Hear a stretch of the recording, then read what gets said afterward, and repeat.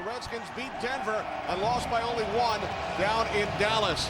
And Darryl, when you take a look at the Eagles under head coach Andy Reid over the last decade, this time of year, historically, the time of year when the Eagles play their best football. Well, we didn't think that was going to be necessary because when we walked away from here 1 month ago after the Eagles dismantled the Giants, we looked at them as one of the top teams in the NFC. But over the last 3 weeks, they've been very inconsistent, but this is the time of year where they start to gel together. Over the last 3 seasons, 11-3 in the month of December, but today they will be without Brian Westbrook again. Donovan McNabb will have to rely on that trio of young skill players, LaShawn McCoy, Deshawn Jackson, and Jeremy Maclin. And for the Washington Redskins, it's been a tough season.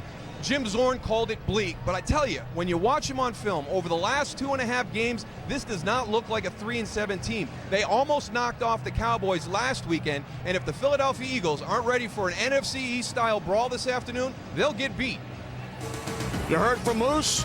Next up is Goose, but first this from the Verizon Football Zone.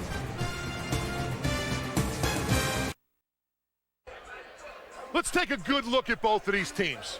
The Redskins, they're plagued with injuries, poor record, coach under fire, have not scored a touchdown in 12 consecutive drives. The Eagles, they're also plagued with injuries. They're inconsistent week to week, and they have no continuity on the offensive line. All this stuff is good and great for talk radio, but throw it out. It does not matter. This is a bitter NFC East rivalry. The Redskins, they got the number 4 ranked defense in the NFL, and the Eagles have an explosive young offense led by McNabb. This is a matchup that will determine the outcome of today's game.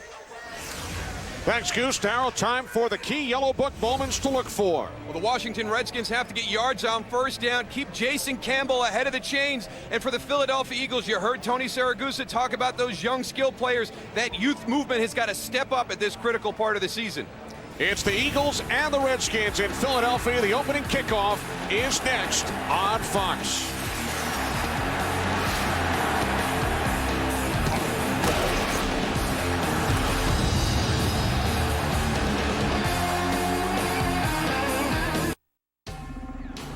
Fox Sports welcomes you to the following presentation of the National Football League.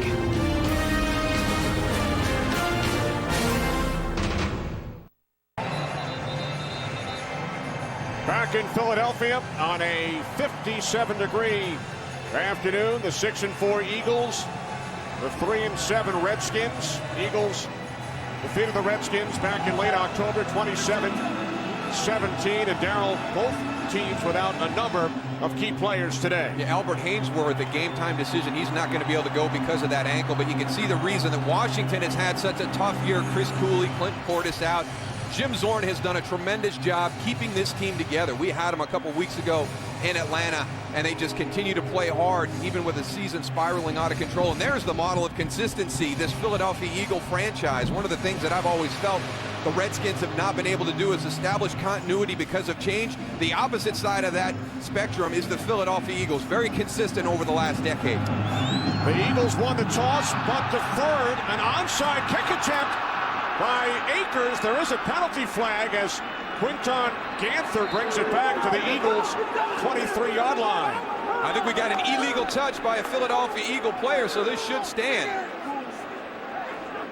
It's a great call. It's just poorly executed by the Philadelphia Eagles. They completely caught the Washington Redskins off guard, and they just did not execute it. We have seen early onside kicks from Andy Reid before, including a season opener down in Dallas. David Akers does a great job, gives nothing away. Then at the last second, he gets over, gets that ball. Going 10 yards, we have illegal touching on the kicking team. That 5-yard penalty will be added to the end of the run. First down, Washington. You know what? You roll the dice. Andy Reid, that shows you a lot about what Andy Reid thinks of this Washington team. This defense for the Redskins is good. They're going to have their struggles offensively today, but Andy Reid respects this team enough as a divisional opponent, regardless of their record right now, to come out and start the game with an onside kick. Totally caught him off guard, Darryl. Oh, that whole front line didn't know. They were gone. There was 20 yards to work with there. They just didn't execute it. So the Redskins start from the Eagles' 19-yard line The handoff to Ron Cartwright. He's tackled by Jaquay Parker after a gain of 2. Jason Campbell has won both of his career starts in this stadium. Cartwright starting with Portis and Betts both out. And a new right guard for the Redskins, the rookie out of Maryland, Edwin Williams. And that's the problem for the Redskin offense, is that group of 5 right there. It's been in flux all season long. 2nd and 8 from the Eagles 17 as Campbell connects with Santana Moss. Pushed out of bounds at the 10-yard line of the Eagles, gain of 7. One of the other things you don't think about when you start a game with an onside kick is how much confidence you have in your defense, because if it does go wrong, if you don't execute it, which Philadelphia did not do, you have the confidence that this group right here will go out on the field and hold the opposition to a field goal. Eagles defense ranked 8th. 3rd down and 1. Campbell out of the shotgun. 3 wide receivers. Campbell's pass is caught by Randall L. Picks up a 1st down. Tackled just shy of the goal line. This is the MO of the Redskin offense. Short passes. Surprised to see kind of a zone-style coverage down here by the Eagles. I don't know if Joe Mays was playing a wrong type of coverage or if the Eagles had full zone across the board, but what you don't want to do to Jason Campbell is give him time. Give him tight coverage, man-to-man. Make him have accurate throws all afternoon. If you play zone, you're making it easy on him. Marcus Mason re-signed this week in the backfield. 1st and goal from the 1. Off the fake to Mason. Campbell takes it in for the touchdown.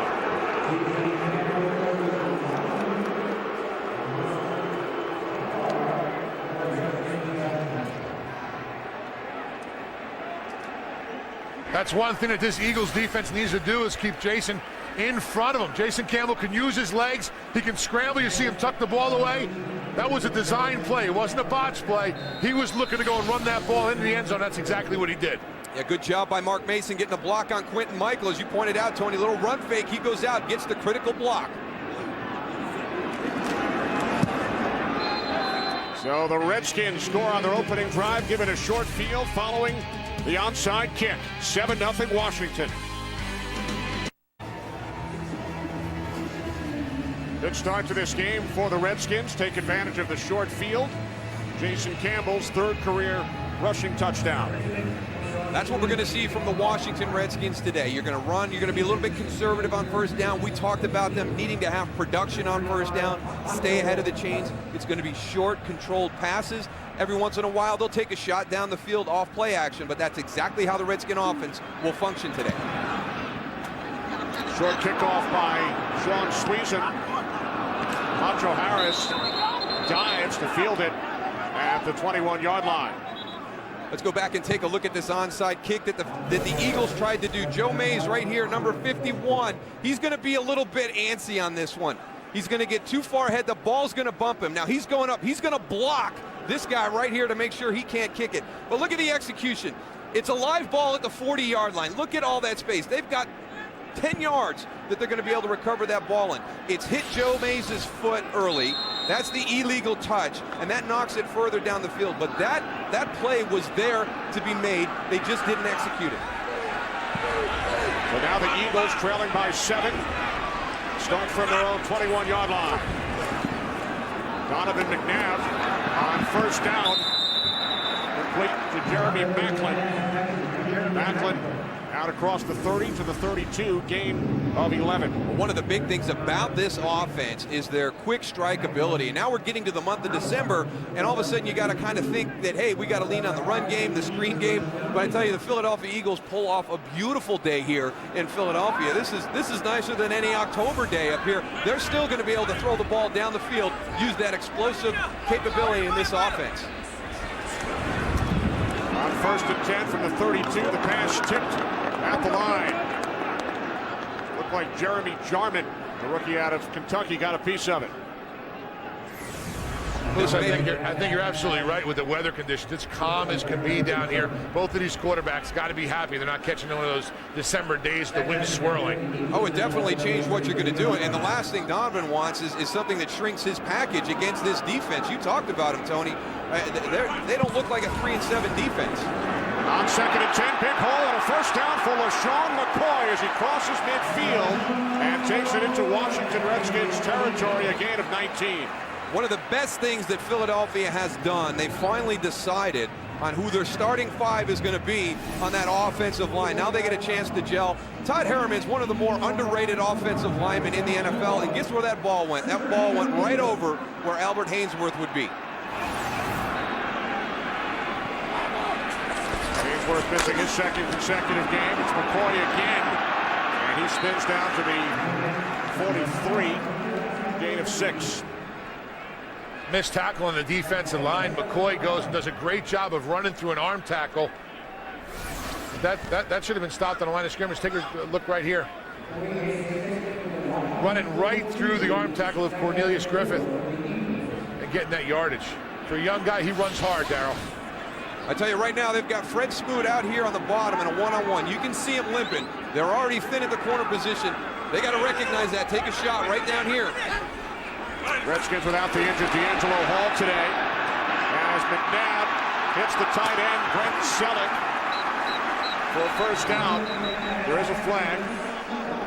Yeah, it looks like one of the players tried to run off. They're going to get called for 12 men on the field.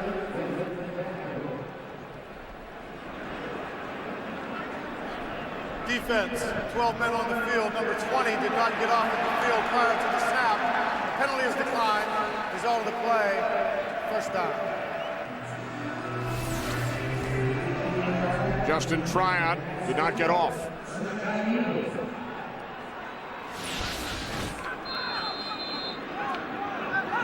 Gain of 15. Eagles declined the penalty. 1st and 10 from the Washington 28. Leonard Weaver picks up another first down. Weaver's done a nice job this season for the Eagles. After spending 4 years in Seattle, gain of 18. Oh, this is very impressive by this Philadelphia Eagle offense. I mean, they're running right into the heart of this Redskin defense. Here comes Leonard Weaver right at you. Great blocking up front. Look at the hole. That was a nice job by Leonard Weaver finding a hole. He didn't follow the one guy who was pulling. He just saw the hole and took it. That's exactly what you got to do. That's an adjustment you got to make as a running back or a fullback on the line of scrimmage when it happens. Eagles averaging 14 yards per carry on this drive. 1st and goal from the 10. McNabb over the top to the 5-yard line. Jason Avant, London Fletcher brought him down.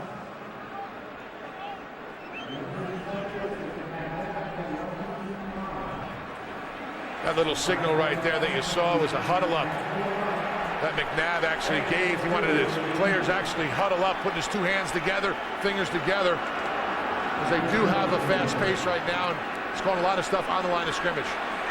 Michael Vick in for the first time today. 2nd and goal from the Redskins 5. Vick takes off, gains 4. Down to the 1. He gained 34 yards on one scramble Sunday night in Chicago. Yeah, but that's almost half the yards he's had all season as the quarterback. And this is not Wildcat. This is Zebra personnel with Michael Vick at quarterback. And that's one of the distinctions that is going to get cloudy as we move forward with Michael Vick here in Philadelphia and Pat White down in Miami. The Wildcat is when you have a running back. When you start putting guys who are quarterbacks into that position, you know, most people around the NFL don't qualify that as a Wildcat. 3rd and goal from Justin. Outside the 1 off the fake to McCoy. McNabb looking end zone. He throws. He was looking for the tight end, Alex Smith. Looks like he had Alex Smith early, but it was a good job by Donovan just getting rid of that ball. A lot of defenders there. Something bad could have happened. They do not want turnovers.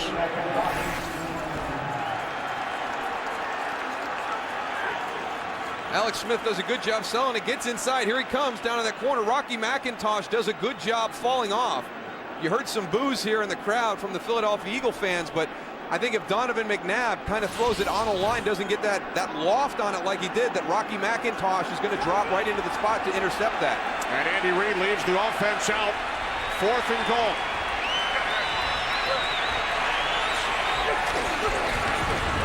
McNabb looking. He fires. Touchdown. Wide open. Deshawn Jackson. There is a flag.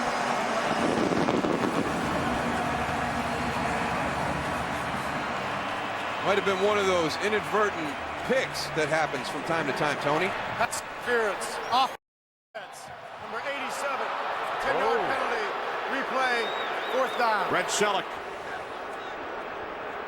Sometimes down here on the goal line, you have your routes get really, really close to each other, and You just can't put your arms up like that, like you're blocking. Selleck's got to do a better job of just running into him with his chest. All he needs is 1 second, really. But that's not even what I was thinking, Tony. I expected to see, like some type of crossing route where Brett kind of bumped into somebody. He didn't even need to do that to Rocky McIntosh on his route. Get in and out of that break on your route. He had no effect on the route that came in behind him for the touchdown. I would have liked to see Michael Vick back in there running the quarterback draw again. I think that's going to be a problem for the Redskins defense. And Goose from the right hash. David Akers hits from 29. He's made 13 consecutive attempts.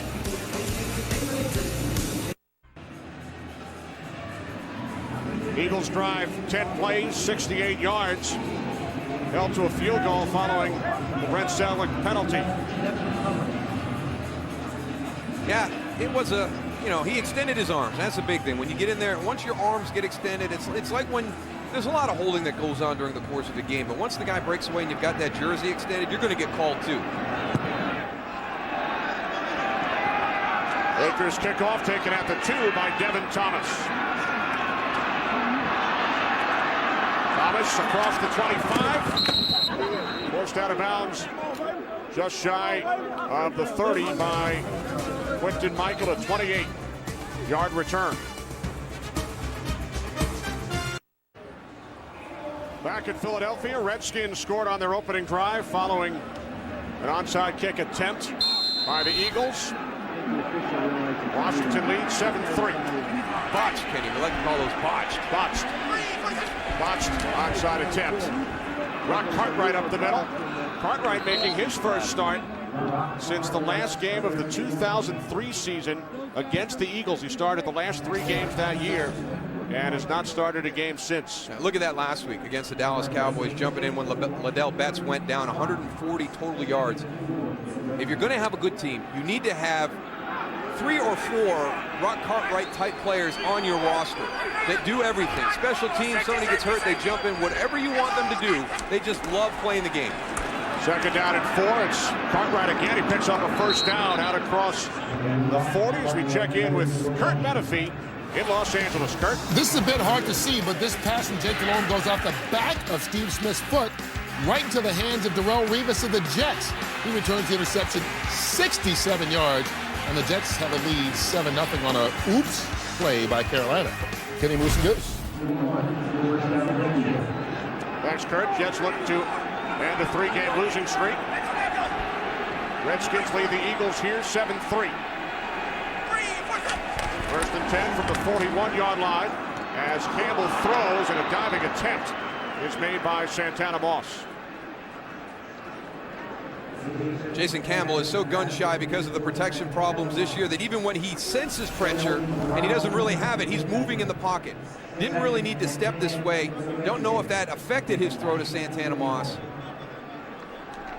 Still, that's a ball that Santana needs to catch. Absolutely. There is very little margin for error with the Redskins. You won't see Santana drop many of those.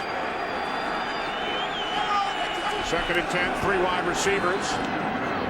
The slant is caught out of the 47-yard line by the second-year tight end out of USC, Fred Davis, gain of 5. It's got to be frustrating, Darryl, for the defense.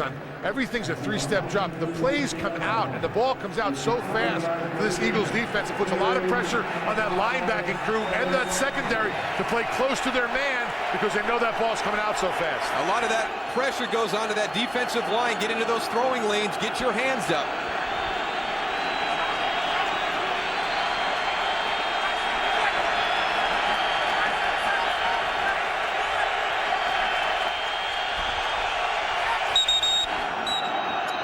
Penalty flags prior to the snap. False start. Offense, number 50. 5-yard penalty. Third down. That's the rookie right guard, Edwin Williams, making his first career start. Yeah, he's a big body. He jumped in last week when Chad Reinhardt went down. Had the opportunity to go with Will Montgomery, who's had a couple of starts this year, but Jim Zorn elected to go with Edwin Williams. He likes him. He's a bigger body. He anchors that guard position for him. He did a nice job on film. You watched him on film in that Cowboy game, and for the first time being thrown out there on the field in the NFL, I thought he did a good job. Third down and 10 following the false start. Campbell's pass is off the hands of Davis. Redskins send out the punting unit.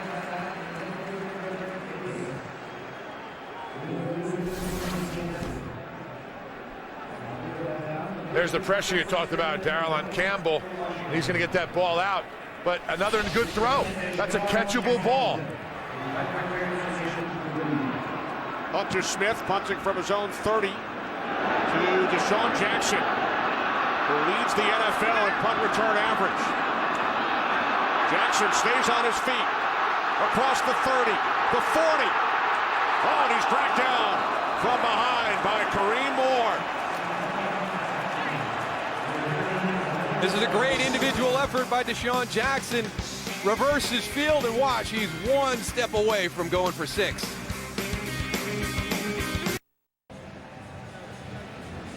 Donovan McNabb today, his 137th career start, ties Ron Jaworski's franchise record. Also breaks. Is that Ron Jaworski right there? That's Jaws Goose.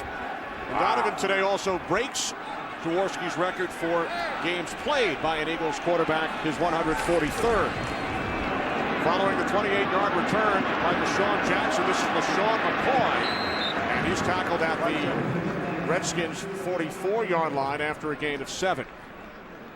Good quick decision by Donovan McNabb on that play. Had LaShawn McCoy right there on the swing route. Just take that. Take it right away.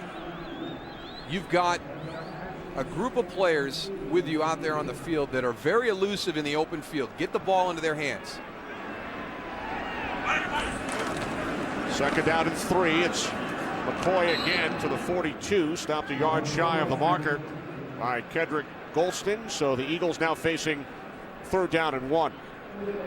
Well, you really hate to miss some of your key guys during training camp, and Brian Westbrook was not able to participate during the bulk of training camp because of an ankle injury he was trying to get over, and LaShawn McCoy took the majority of the routes, and that's really paid off now with Brian Westbrook out of the lineup.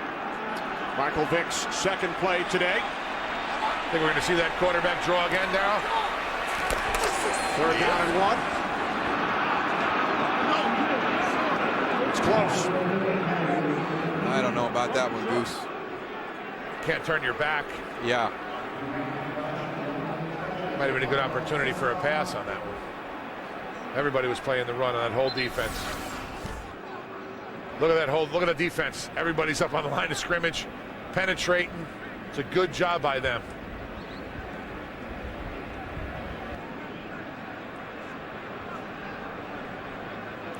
Well, you pointed out, Tony, at the end of that run, he's got his back turned. If he can keep his shoulders square and pointed upfield, there's an opportunity for him to get that first down, because he'll be able to stretch and extend and be able to break that plane. But when he turns his shoulders and tries to push, he loses all opportunity to extend the ball. All right, Darryl, what do you do here? Well, you've already onside kicked to start the game. You've gone for it on fourth down, down right on the goal line. You know he's going for it again. Yeah, why not?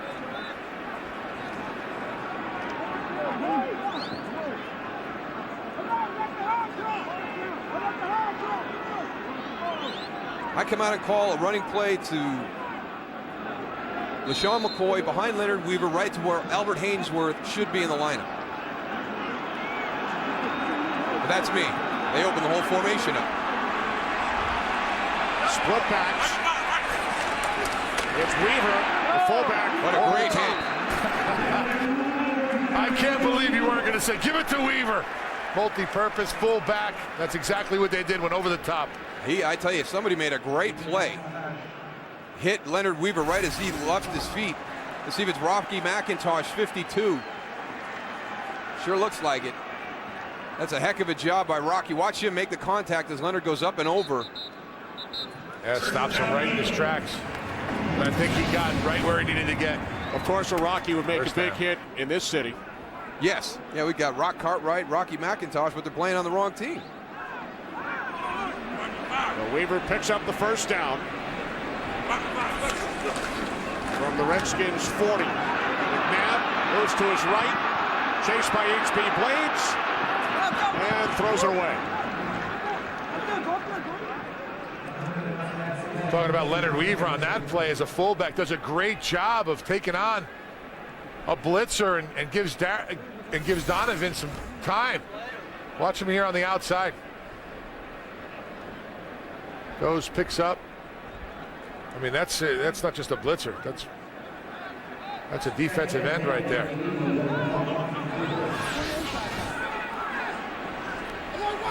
Now 2nd and 10 from the Redskins 40. Deshawn McCoy inside the 35. Reed Downey made the tackle.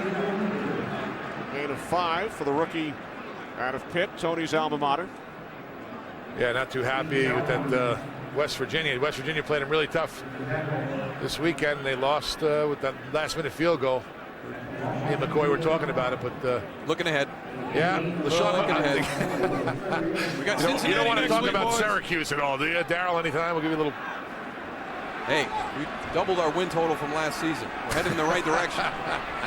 Speaking of Syracuse, here's McNabb on 3rd down and 5. He was a 360, and then he throws to the end zone. Guess who? Deshawn Jackson.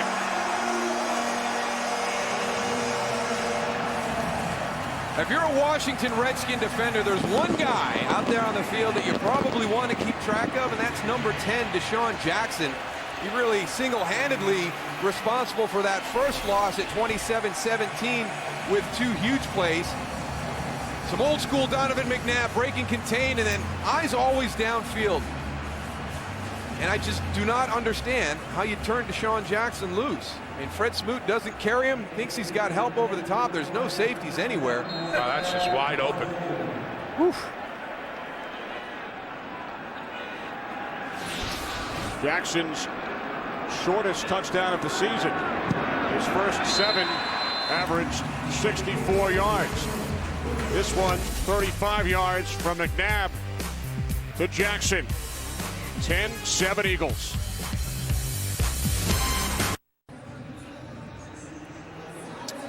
Redskins defense burned once again by Deshawn Jackson, his 3rd touchdown in 2 games against Washington this season. And they lost him on the touchdown on the 4th down play on the goal line, too. He was in the back of the end zone all by himself with nobody around. So the Redskins have lost track of one of the big weapons on this Eagles offense twice in the first quarter. Looks like the Washington Redskins are still trying to figure out what happened on that play. So the Eagles have their first lead. Akers sails it through the end zone. So Jason Campbell and the Redskins offense back out, trailing by 3. You see that wristband that Jason Campbell's wearing. Now, he's got almost the entire game plan on that wristband, and that was put together by offensive assistant coach Chris Might, who Jason Campbell refers to as his quarterback coach. And it helps with this convoluted way of calling the plays in this Redskin offense. And I give Jason Campbell a tremendous amount of credit because they have not had one delay of game penalty during this entire transition from Sherman Lewis to the coordinator. On first down, Ron Cartwright out of the backfield by Jaquay Parker. All right, let's take a look at how this happens. All right, during the course of the week, Chris Might and Jim Zorn are going to come up with a game plan. And then they're going to have that game plan up in the booth, and these two are going to talk. Now, if they want to run a pass play, Sherman Lewis is going to call that play down to Sherman Smith, and he's going to give it to Jason Campbell. If he wants a run, he's going to tell Sherman Smith to call the run. He'll pick the run, and then he'll send it into Jason Campbell. But the crazy thing is, these two don't talk much during the week. Jason Campbell and Sherman Lewis don't talk much during the week. Campbell on second down and 11, looking for Fred Davis. Pressure from Jaquay Parker. A lot of that conversation during the course of the week is Jason Campbell with Chris Mike and Jim Zorn. And even on the night before the game, they'll sit down and they'll script their first 15. Now, everything comes through Sherman Smith. That's coming from Sherman Lewis up top down to Sherman Smith. If it's a run, Sherman Smith is the one who's responsible for calling that. So, he's got to be ready on every snap with a run in his mind because of all the processes that have to go on and to prevent that delay of game penalty from happening. It's amazing to watch this thing function as smoothly as it does. On 3rd and 11, Campbell to Cartwright. And Rock Cartwright, terrific effort, picks up a first down. Cartwright out to the 34-yard line, gain of 14 as we check in once again with Kurt. A great start for Houston as they try to hand Indianapolis its first defeat. Chris Brown takes it from 5 yards out. That makes it 14-0. The Texans have just picked off Peyton Manning and are marching, trying to go up 3 scores. Kenny Moose and Deuce. Thanks, Kurt. Playing from behind, nothing new for Peyton Manning and the Colts. They've actually trailed in the 4th quarter in each of their last 4 games. Everybody remembers that big one against New England. I turned it off. This is Quinton Ganther who recovered the early onside kick. He was ruled down. Eagles started the game with the onside kick. It was recovered by Ganther. It's one of those shots at the end of a run. You're starting to go down and you get that defensive back that comes in, hits you full go. I took one of those one time from Ronnie Lott. Everybody asked me, what's the hardest hit you've ever taken in the NFL? It was something similar to that, where you're running the ball and you're kind of exposed and vulnerable, and then you got number 42 coming at you on a beeline. I thought it was the hit you took from Goose in our touch football game up in Green Bay. And second. On 2nd and 5, a couple of nice moves by Ganther, the former Tennessee Titan, and he's out to the 48-yard line, a gain of 10. Well, Darryl, you talked about it earlier about this offense. They're chipping away. They're moving the ball around. They're running the ball, short passes. I mean, this is exactly what this offense wants to do. And Philadelphia needs to go and start stopping this run, because that's their main objective today, was keep the run going. Again, the Redskins without Clinton Portis, without Liddell Betts. We've seen a lot of Rock Cartwright. And Ganther, as Campbell hits Devin Thomas. Thomas out to midfield, a gain of 2. And that will take us to the end of the 1st quarter here in Philadelphia, with the Eagles leading the Redskins 10-7. We'll be back in a moment. What a day in Philadelphia on November 29th. Unbelievable that December is only 2 days away and we have this type of weather in the Philadelphia area. It's nicer than when we were here in early October. It is. Down on the field it is. What was that, late October? Yep. Eagles lead the Redskins 10-7 as we begin the 2nd quarter. Empty backfield on 2nd down and 8. Campbell, the tight end Davis, and he's wrapped up by a trio of Eagles. Loss of a yard. On that previous play, Asante Samuel came up to make the tackle, and this is a function of a guy who's battling some stingers. Watch 22 come up. I mean, that's terrible technique on a tackle. He's thrown his shoulder in there. Now, he's thrown his shoulder in there because he's been battling some stingers, and if you go in there with your helmet and you see what you hit the way you're supposed to do in the NFL, you run the risk of getting that burner down your arm again. And Andy Reid talked to him after that play. We'll have to watch and see. You don't want to be on the field if you're not helping your team. And if Asante Samuel can't tackle because he's got an injury with those burners, then he needs to be off the field. 3rd down and 9 for the Redskins. Campbell complete. And a first down. Devin Thomas makes the catch. Needed 9 and he gains 13. Well, that's the 2nd 3rd and long that they've converted on this drive. Rock Cartwright got the first one on a 3rd and 11. Devin Thomas down here on this one. Great release off the line against Quentin Demps. Gets him to turn a little bit, slaps him by, gets inside on the slant route. A great release.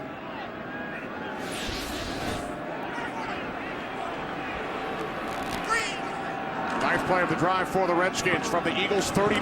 Cartwright down to the 31-yard line. Will Witherspoon made the tackle, a gain of 8 for Rock Cartwright. We had the Redskins 3 games ago in Atlanta, and it was 24-3 at the end of the first half. And then Jim Zorn, Joe Bugle, they challenged this team about playing the game with emotion and with passion. And since that time, this has been a different group. They came out in the third quarter of that game, had 2 long touchdown drives. They've played very, very well since that halftime tirade down in Atlanta. Beat Denver at home the next week. This is Cartwright again.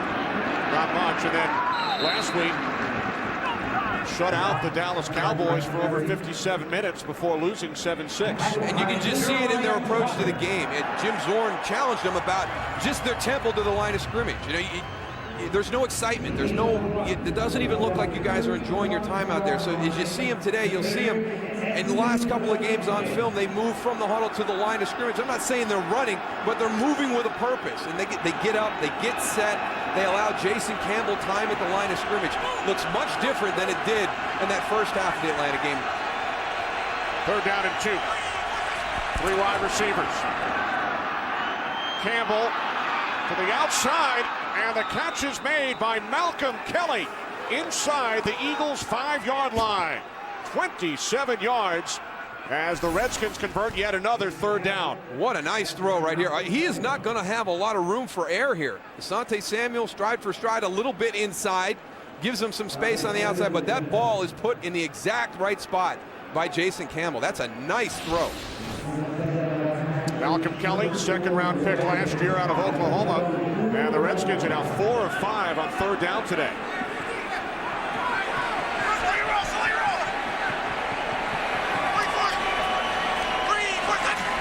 First and goal from the 4. Campbell, a pump fake. Now he throws it through the end zone.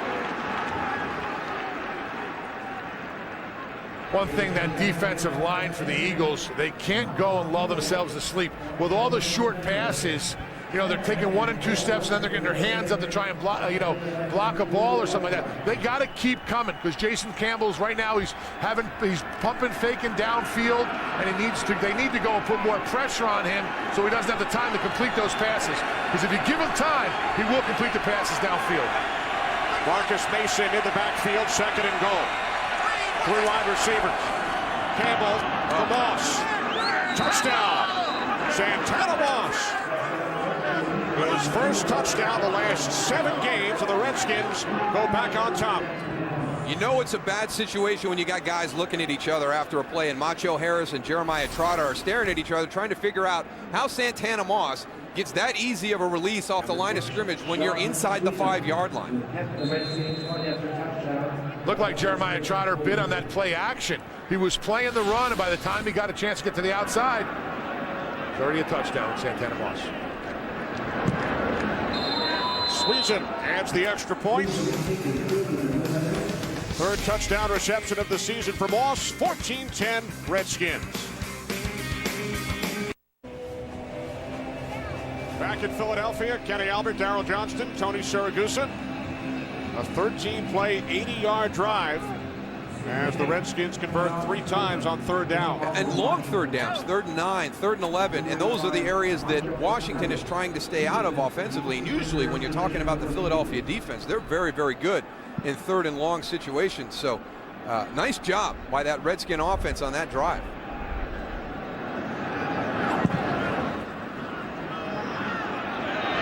Sweezen's kickoff is through the end zone, so the Eagles will start from their own 20. Early 2nd quarter, they trail the Redskins by 4.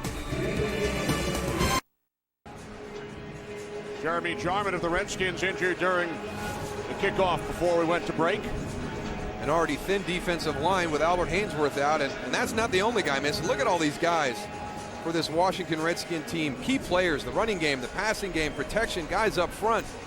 Guys in the defensive line, look at the number of career starts. 639 starts between the guys who are out of the lineup today for the Washington Redskins, and 14 Pro Bowls.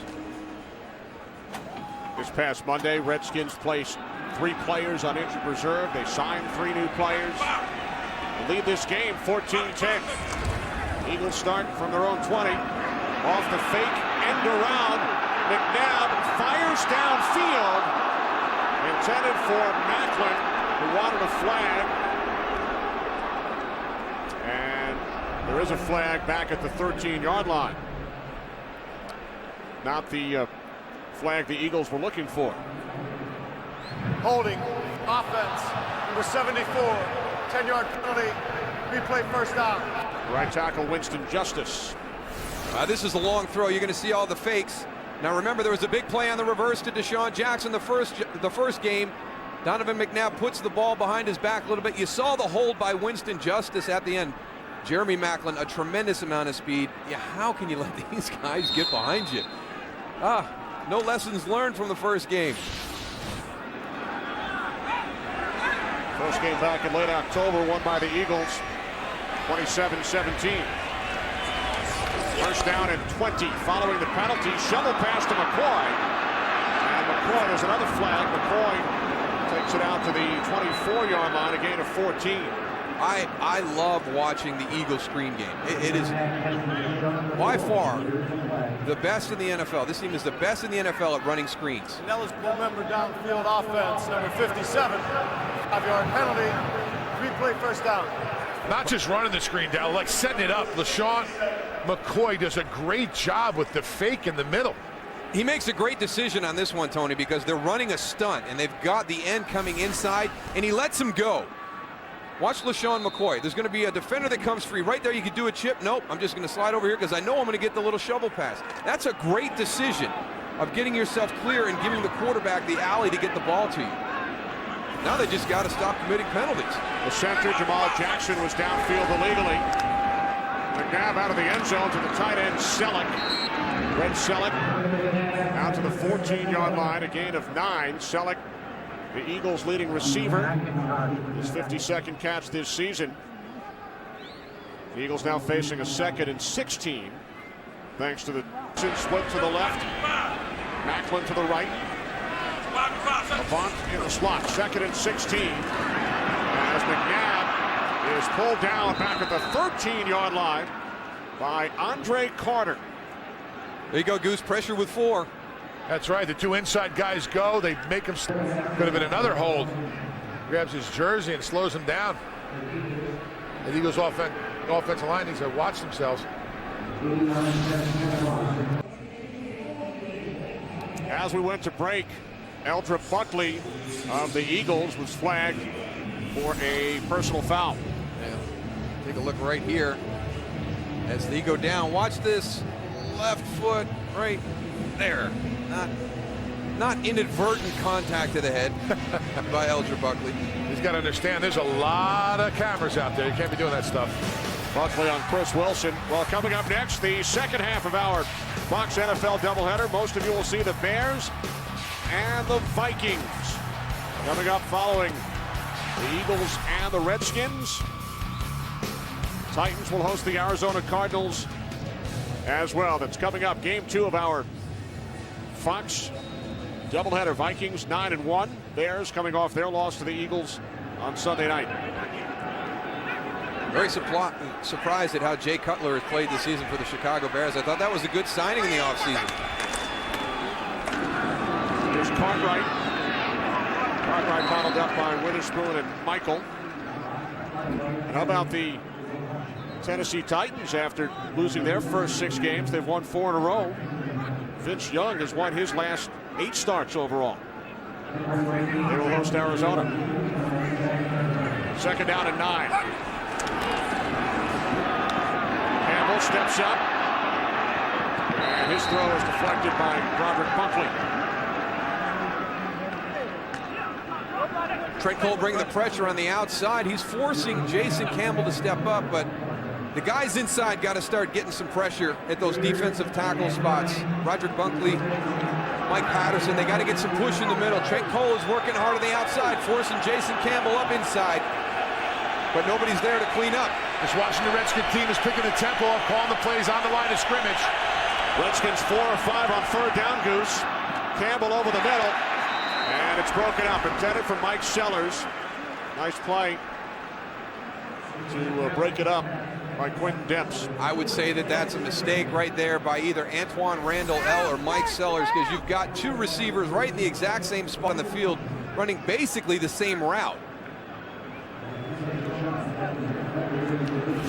So the Redskins go 3 and out. Hunter Smith punting from midfield. Fair catch called for by Jackson back at the 11.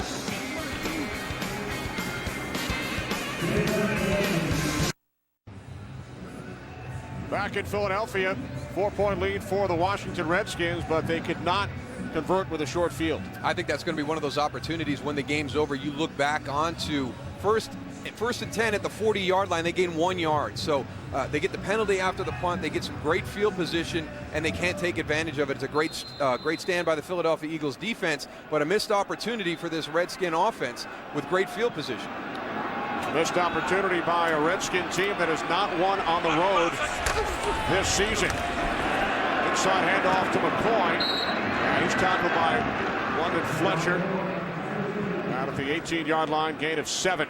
Seems like in this game, Darryl, the biggest problem that the Eagles have had is themselves. With the penalties on the onside kick on the first play of the game, they have wide receivers deep, wide open, but they keep just kicking themselves in the foot with all these penalties up front on the offensive line. Second down and 3. McCoy tries to cut it back inside, and he's bottled up back behind the line of scrimmage by Kedrick Golston.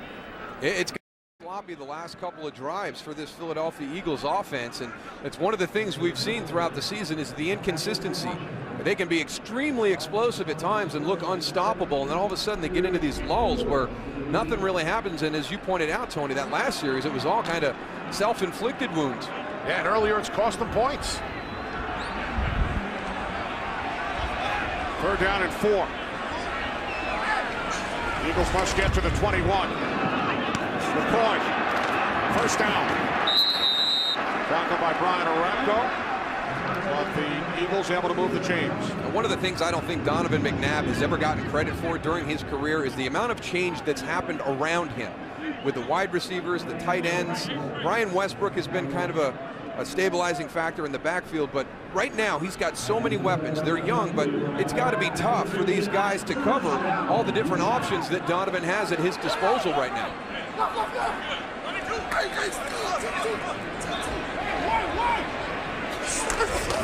First and 10 from the 22-yard line. Chris Wilson makes the tackle. Leonard Weaver gaining 4 out to the 26. It's just so hard to run the ball out of shotgun. There's only a few things you can do. And one of the challenges for Marty Mornhinweg and this Eagles offense is when they get into so many shotgun formations is how do we not become one-dimensional to our defense that we're playing against. And one of their biggest challenges is running the ball on the perimeter. From the 26 on second down, McNabb over the middle, wide open, Jason Avant. And he has an Eagles first down. Out at the 44-yard line, a gain of 18. Good movement in the pocket by Donovan McNabb. He gets a little bit of pressure, steps up. There's Jason Avant down at the bottom of your screen. Little out and up. They had both of them. They put LaRon Landry in a tough spot. Both receivers do the out and up, and you've got one secondary guy back there trying to decide which one he's going to cover.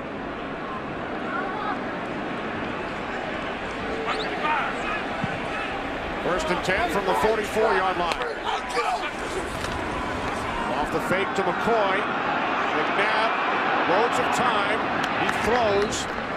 And the catch is made by Macklin at the Redskins 49, a gain of 7. Wow. So Matt Ryan out.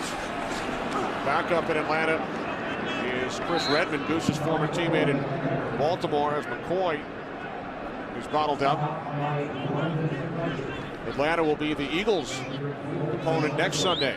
That is a big loss for the Falcons. We've had them several times this year, and we always walk away impressed with how mature Matt Ryan is. So that's a huge loss for the Falcons if he's out the rest of the game today. Matt Ryan grew up here in the Philadelphia area. Terrific career at Boston College. Third down and 3.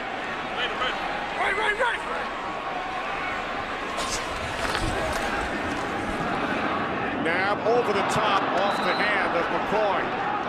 London Fletcher on the coverage.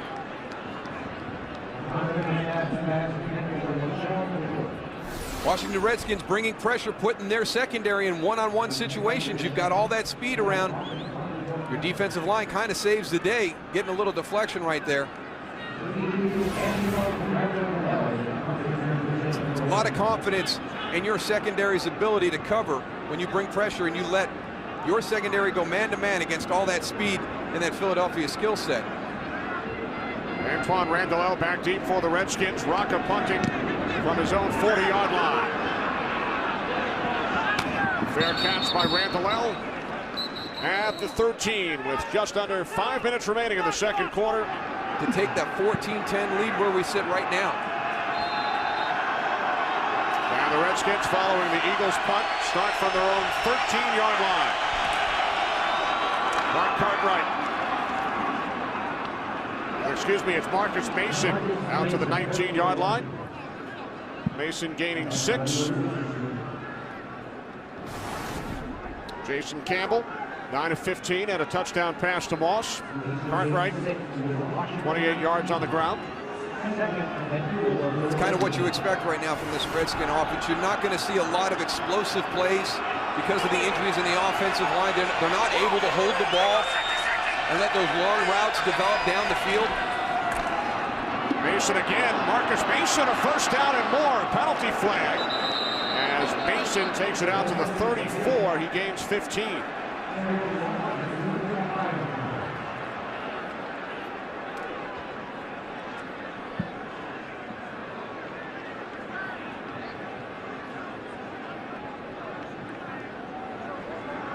He's watching ABC. Holding, offense, number 45. Penalties half the distance to the goal. Replay, second down. Mike Sellers.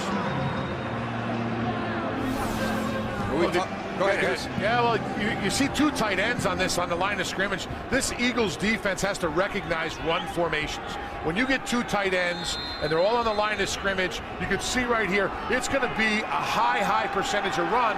And the one thing I don't see is everybody coming to the line of scrimmage and support, especially on the corners.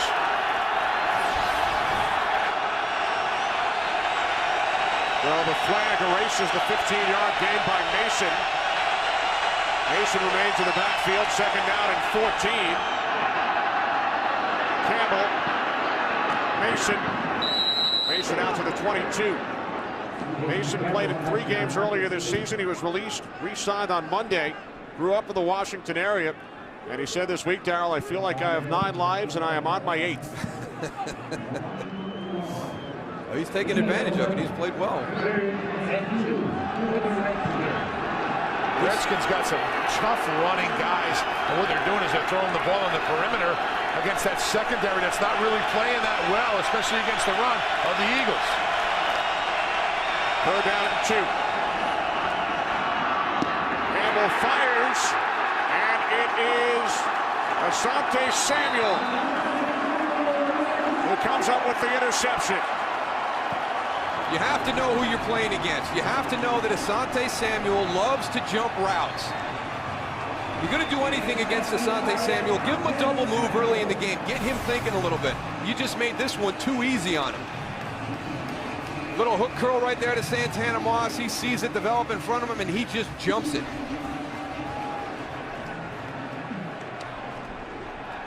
He never got touched by a defender either. His players were telling him to get up, run. He didn't realize that he got taken down by his own player. 6th interception of the season for Samuel. Only the 10th pick thrown by Campbell. So the Eagles trailing by 4. From the Redskins 21, McCoy up the middle. Down to the 13-yard line, a gain of 8 before he was brought down by London Fletcher. We all know about it. Philadelphia's explosive capabilities on this offense with their passing game, but I've been impressed with their running game this afternoon. They've up front, they've had some great running lanes for LaShawn McCoy and Leonard Weaver to get through. They've got some nice chunks in the run game. They hit that line of scrimmage and they just go and put it into another gear. I agree with you, Moose. They're running the ball extremely well, and that's helping the passing game also for Donovan McNabb. Eagles averaging nearly 6 yards per carry. Second down and 2. They keep it on the ground with McCoy. Bounces it to the outside. And looks to have an Eagles first down. You talked about it earlier on that shotgun, how hard it is to run the ball, but you have to do it. if you don't run the ball out of shotgun, it's going to make yourself one-dimensional. And this defense and defensive line, all they're going to do is pin their ears back and rush the passer, and you're going to get twice the pass rush you do if there's a run threat. We have hit the 2-minute warning. The 3-7 Redskins lead the 6-4 Eagles. Remaining second quarter. First and goal for the Eagles from the Redskins 10. 3 wide receivers. Weaver is the lone back. McNabb on the slant. Fred Smoot on the coverage. Pass intended for Macklin. That one almost bounced up and was intercepted. Donovan McNabb quick outside to Jeremy Macklin. Got to make that catch, Tony, again. It's a well-thrown ball in tight coverage. Jeremy's got to come up with that. Fred Smoot did a nice job of going and punching that ball out, but it was live, as you said. It popped right up. Now McCoy in the backfield, second and goal. Cab over the top, Avant. And London Fletcher was right there. He's a tackling machine. Most tackles in the entire league this decade. That's his 9th tackle of the first half. Sideline to sideline, in the pass game, in the run game. One of those true all-down middle linebackers. And the NFL has become a specialized league, and London Fletcher is one of those guys, one of those rare guys at the linebacker level who doesn't leave the field during the course of the game. Third and goal from the 5.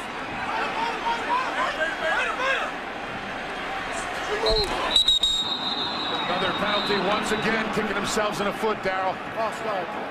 Offense, number 74. 5-yard penalty. Third down. Winston Justice signed a 4-year contract extension this week. It's his 2nd penalty today. Yeah, he's having a tough day out here with the penalties. Just a little bit of a wiggle. Now, I could hear the snap count, and I'm standing probably 20 yards away. I know he could hear it. No reason to jump. They weren't showing that they were going to come with the blitz. You didn't have any threat right on top of them. You need to hold your ground, look inside at the ball, and not jump off sides. Pushes the Eagles back to the 10-yard line. Third and goal. McNabb a pump fake. Now he throws. And tackled at the 6-yard line is Macklin by Justin Tryon. So the Eagles will send out the field goal unit. Well, you're trying to get the ball out in space. We've talked about the athleticism of these wide receivers, but that's just great pursuit. Look at all the Redskins coming. I mean, there's 6 of them there. Jeremy Macklin's not going to be able to break that many tackles. I don't care what the score is. Greg Blanche, the defense coordinator for the Redskins, is going to have that defense playing. That's exactly what they're doing out there. They're running to the ball. They're going to try and make something happen. Redskins use their first time out. Redskins waited about 10 seconds before using that timeout. And David Akers, who hit from 29 earlier, will attempt a 24-yard field goal from the right hash. Akers' kick is good, pulling the Eagles to within 1. David Akers, who played his first NFL game as a member of the Redskins back in 1998, missed both attempts and signed with the Eagles January of '99, 1 day after Andy Reid was hired as Philadelphia's head coach. And he's been a fixture for this Eagles offense, special teams. We've been referencing the onside kick at the start of this game, attempted by Akers. It's the 4th time Andy Reid has started the game with a surprise onside kick. The previous 3 came on the road, twice in Dallas, in 2000 and again in 2003, once in Kansas City. And he has a 50% success rate. The Eagles have recovered 2, but the 2 times they did not, the opponent would score on that first drive. In fact, back in 2000, the game we talked about earlier, the season opener in Dallas, or in 2003, Randall Williams took it back for a touchdown. Yeah. So 4 times in Andy Reid's 11 seasons, he has started the game with an onside kick. But it goes back to the confidence that Andy Reid has in his defense. And for a long time, that was Jim Johnston and the unit that he would put on the field. Now it's Sean McDermott. You know, when you have a great defense and you have the confidence, you'll make those types of decisions. From the goal line, Devin Thomas. Good return by Thomas. Out to the 35-yard line. With 42 seconds remaining. Redskins have 2 timeouts and a 1-point lead. One of the things we've seen today is poor coverage on the kickoff coverage unit for the Philadelphia Eagles. The Redskins have gotten some good returns and created some good field position to start from. Now they just got to follow it up. Redskins spread the field with 4 wide receivers.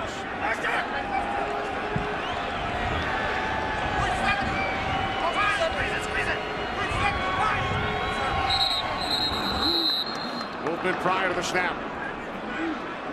False start. False start. Offense, number 76. 5-yard lead. First down.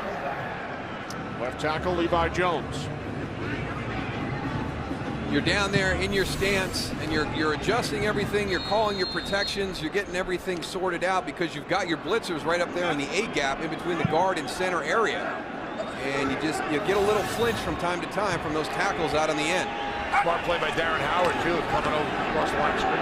On 1st and 15, Campbell dumps it off to Cartwright. And Cartwright is tackled by Tracy White. Good job by Cartwright getting out of bounds. Clock stops with 35 seconds remaining. Cartwright gained 10. Hey, this Washington Redskin offense is getting some good chunks today, Darryl. You know, that in this situation, Tony, they've got to be a little bit more aggressive. I know how they play infield during the course of the game, but in specialized situations like 2 minutes here, they've got to stretch the ball down the field. Redskins need about 30 yards to get into field goal range for Siragusa. Nice tackle by Sheldon Brown on Devin Thomas, and now the Redskins are forced to use their 2nd timeout. Great recognition by Sheldon Brown. He recognizes that quick screen pass coming, beats the block from the inside and makes the tackle.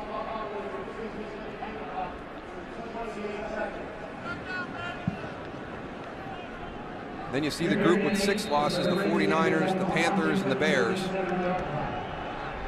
Eagles still have Atlanta, the Giants, and Dallas on their remaining schedule. 3rd down and 8. Campbell gets rid of it, and it's Asante Samuel with his 2nd pick of the half. Campbell was about to be hit, got rid of the football, and for Samuel, his 2nd interception today, his 7th on the season. Boy, Trent Cole beat Levi Jones immediately with a great inside-out move and got to Jason Campbell right away. Forces him up. Didn't impact the throw when he hit him. Just a heady play by Asante Samuel. He drops his coverage, sees Devin Thomas coming in, and again, when you're throwing towards Asante Samuel, you have to know that he studies everything on film. He knows what to expect coming out of formation and personnel, what type of routes you're going to run, and if he sees it, he's going to jump it. You have to know when you throw to his side of the field that even though he's not in coverage, that if he's in the area, he will jump that route. The Eagles have all 3 of their timeouts. McNabb dumps it off to McCoy. He hurdles London Fletcher and is down at the 22-yard line. Timeout Philadelphia with 12 seconds remaining. There's that screen game again. First timeout Philadelphia. 32nd timeout. One of my favorite cliches I've heard in football in a while is how Andy Reid describes his screen game. And what they want to do is they want to get out here and they want to create a sidewalk. And then what they want to put into that sidewalk is what Andy Reid calls elephants on parade. His big offensive linemen out in front understand where we're building that sidewalk, and then you guys just run north and south down the sidewalk and allow the running back, the receiver, whoever is in the screen to move off of your blocks. Don't go side to side. But I really enjoyed the elephants on parade analogy. That's a great job of using offensive linemen, using their bodies. I mean, they're big men. You got to get around them as a defender and as a tackler. The running back has those big guys out there. You can use them to dodge around them. Donovan McNabb brought that phrase to our attention. Elephants on parade. 2nd down and 4. McNabb to the end zone. He was looking for tight end Smith, Carlos Rogers on the coverage. Little one-on-one situation, you get that size matchup with Alex Smith on the outside. Carlos Rogers in great position. So with 7 seconds remaining, Andy Reid will send out the field goal unit. David Akers, 2 for 2 today. You know, we're all familiar with the great Vince Lombardi diagram of creating the alley and then, you know, getting the guy in the alley. We're going to get a block here, get a block there, create an alley, and get the running back through it. You know, the sidewalk and the elephants on parade, not the same thing, but Third and final still pretty Washington. enjoyable. 30 seconds. It has been an eventful 10 days for Donovan McNabb. His wife, 2 Fridays ago, gave birth to their 4th child. Then on Sunday, a win in his hometown of Chicago. And this past Wednesday, Donovan turned 33. Still having fun. He's got all these young guys around him. I think it's had a big impact on him. I bet he doesn't feel 33 anymore. 41-yard attempt. Akers today is 3 for 3 as the Eagles capitalize on both Asante Samuel interceptions. Coming up with a pair of field goals, and Philadelphia now leads by 2. Washington Redskins.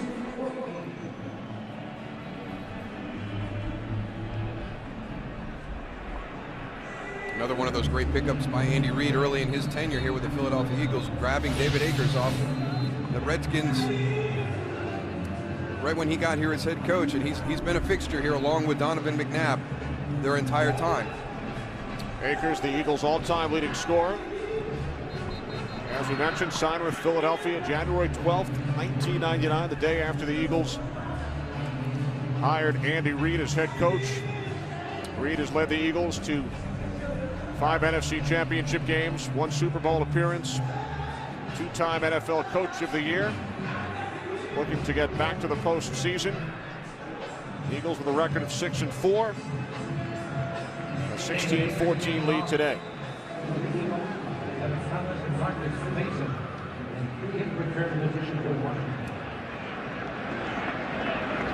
Akers started the game with an onside kick. Keeps this one on the ground.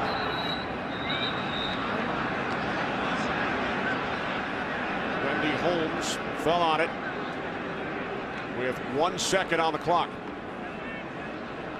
And David Akers is just trying to squib this one down the field.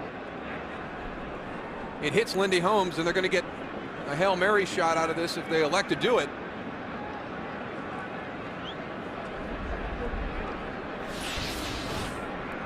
Andy Reid is not happy. I'm over here on the sideline right next to Andy Reid. Are you kidding me?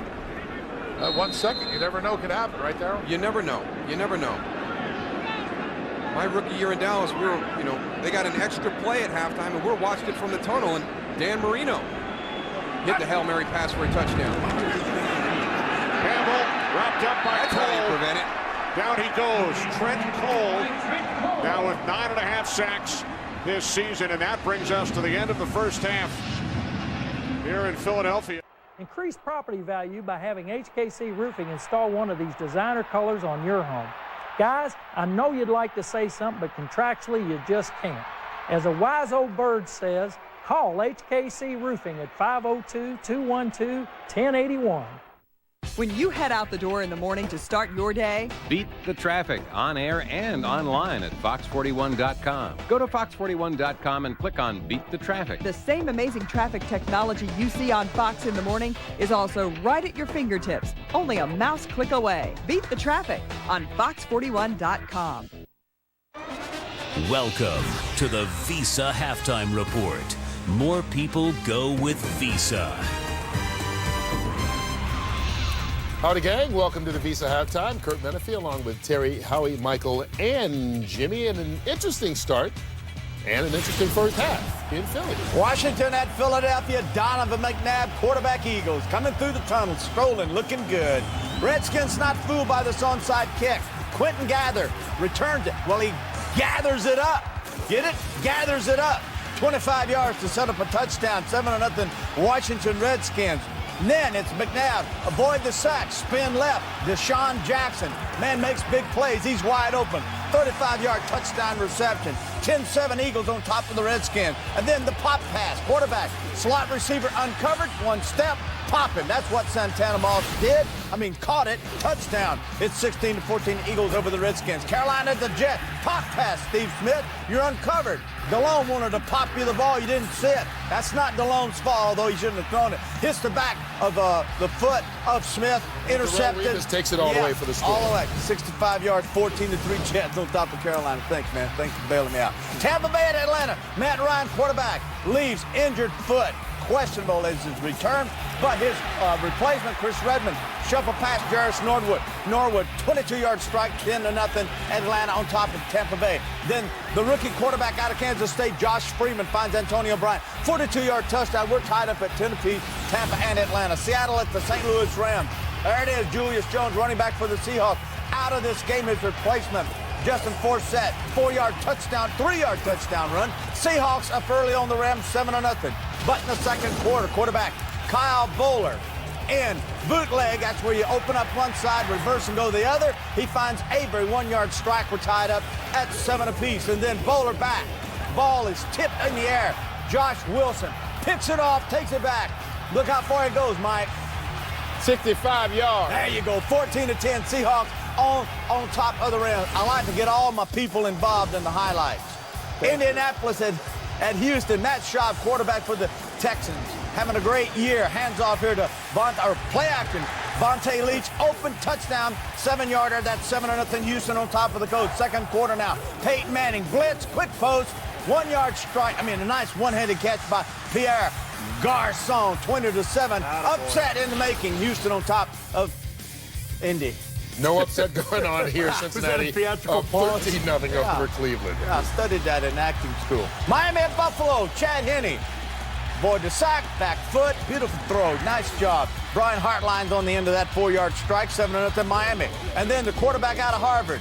I went to the Harvard of the South. Everybody knows Louisiana Tech. You don't get in there unless you've got a 3.9. I did. Fitzpatrick, 31-yard. I got in there. What's the scale? 10? Huh? Hey, 7-all Miami. I'm just kidding. In Buffalo. I got an engineering degree. I might do PE. All right. Anyway, let's get back to Washington and Philadelphia and talk about decisions, Jimmy. What about that onside kick to start the game? Kurt, we talked about it in the pregame show. Know your opponent when you're setting up your game plan. With Washington, why be wide open? Why give them life? Be somewhat conservative. When you look at what Washington had done going into this game, 39 opportunities with 80 yards or more to go. What you'd get on the kickoff, only 2 touchdowns. Why onside kick and give them life to stay in this ballgame? I didn't understand it. On the flip side, Asante Samuel, great first half. Darryl Johnston mentioned he's playing with a stinger, and that certainly impacts the way you come up on run support. But, boy, can he jump a route. Rarely do you see a guy leave New England and prosper. They rarely let go of a guy. But Asante Samuel, we talk about all the pickups they've made on offense. Great pickup on defense. Well, I think sometimes the New England lets you go and doesn't think you can do without them, and he's proven them wrong. And the thing that he does, which I love, he finishes. Most guys are just happy to get close, knock it down. He wants the interception. That's why he has 7 on the year. And by the way, Arizona and Tennessee, a lot of people will get that game late. Kurt Warner definitely out, told our guys he woke up with blurred vision today. So Matt Leinart starting for the Arizona Cardinals later today at Tennessee. Glad I picked Tennessee on my picks. Second half of your game comes up right after this on the Visa halftime. I can't see anything. Use your Visa card between now and November 30th and you'll be automatically entered into the Mega Fan Giveaway, where you'll have a chance to win a trip for you and 3 friends to a 2009 NFL playoff game, the 2010 NFL Pro Bowl, Super Bowl 44, and more. Whether you're stocking up, entertaining, or just being a fan, more people go with Visa. On game day, Visa debit is easier than cash. More people go with Visa. Fox Thursday means endless mystery. First, when a video gamer is murdered. This is blood. Machine is coming with us. It's on for Booth and Bones. Oh, show me your gun. Kids love guns. Let me handle this. An all-new Bones. Then, A drug ring is smuggling something beyond the imagination. You saying that these people were used as some sort of human incubator? New cases, endless impossibilities. An all-new Fringe. Viewer discretion advised. It all starts Thursday at 8/7 Central on Fox. It's time for an all-new animation domination. You're so weird. The Simpsons are cursed by witches. Then on the Cleveland Show, the battle to be king of the castle kicks into high gear. Dong, dong, dong. Family Guy has a dirty plan for the cleaning lady. Does this rag smell like chloroform? No, he's not. Followed by American Dad. And make it red, make it red. It all starts at 8/7 Central tonight on Fox. The NFL and United Way are committed to doing something about childhood obesity. That's why we're encouraging every kid to get in their daily requirement of play. At least 60 minutes of exercise and play every day. NFL Play 60 and United Way. Join the movement at NFLRush.com.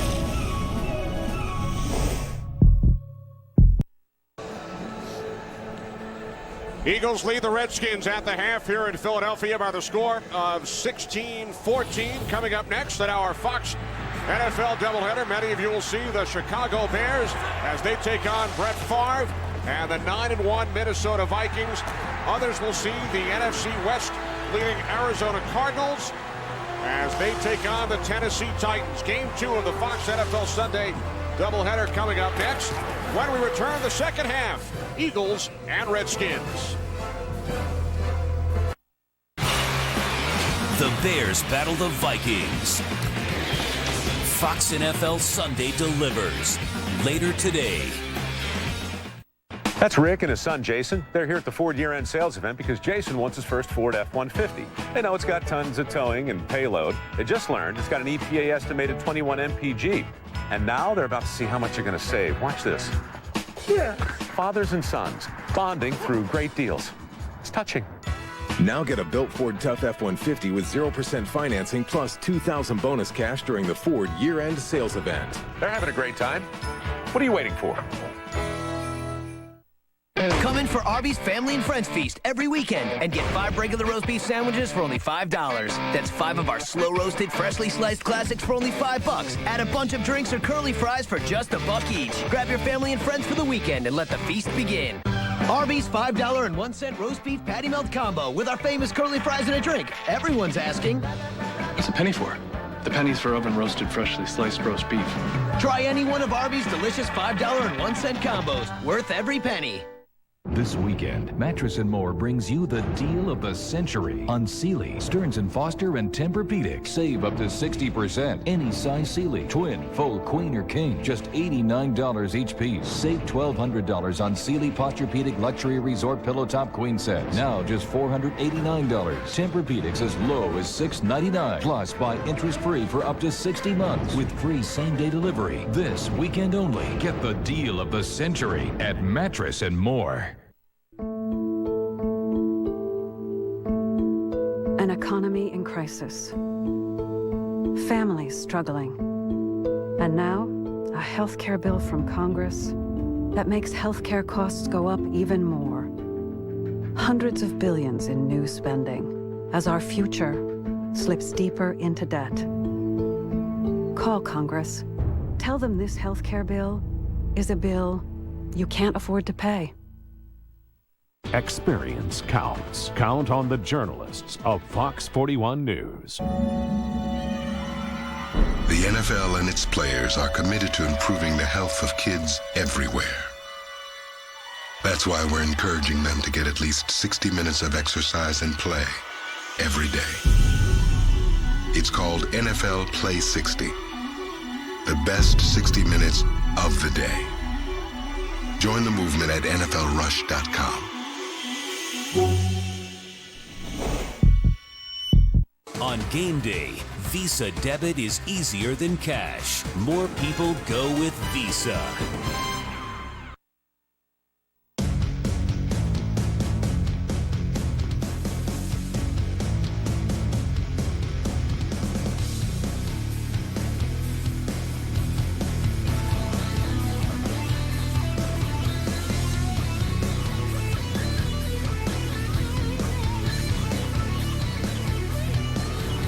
Eagles lead the Redskins 16-14. Darryl, the first half numbers.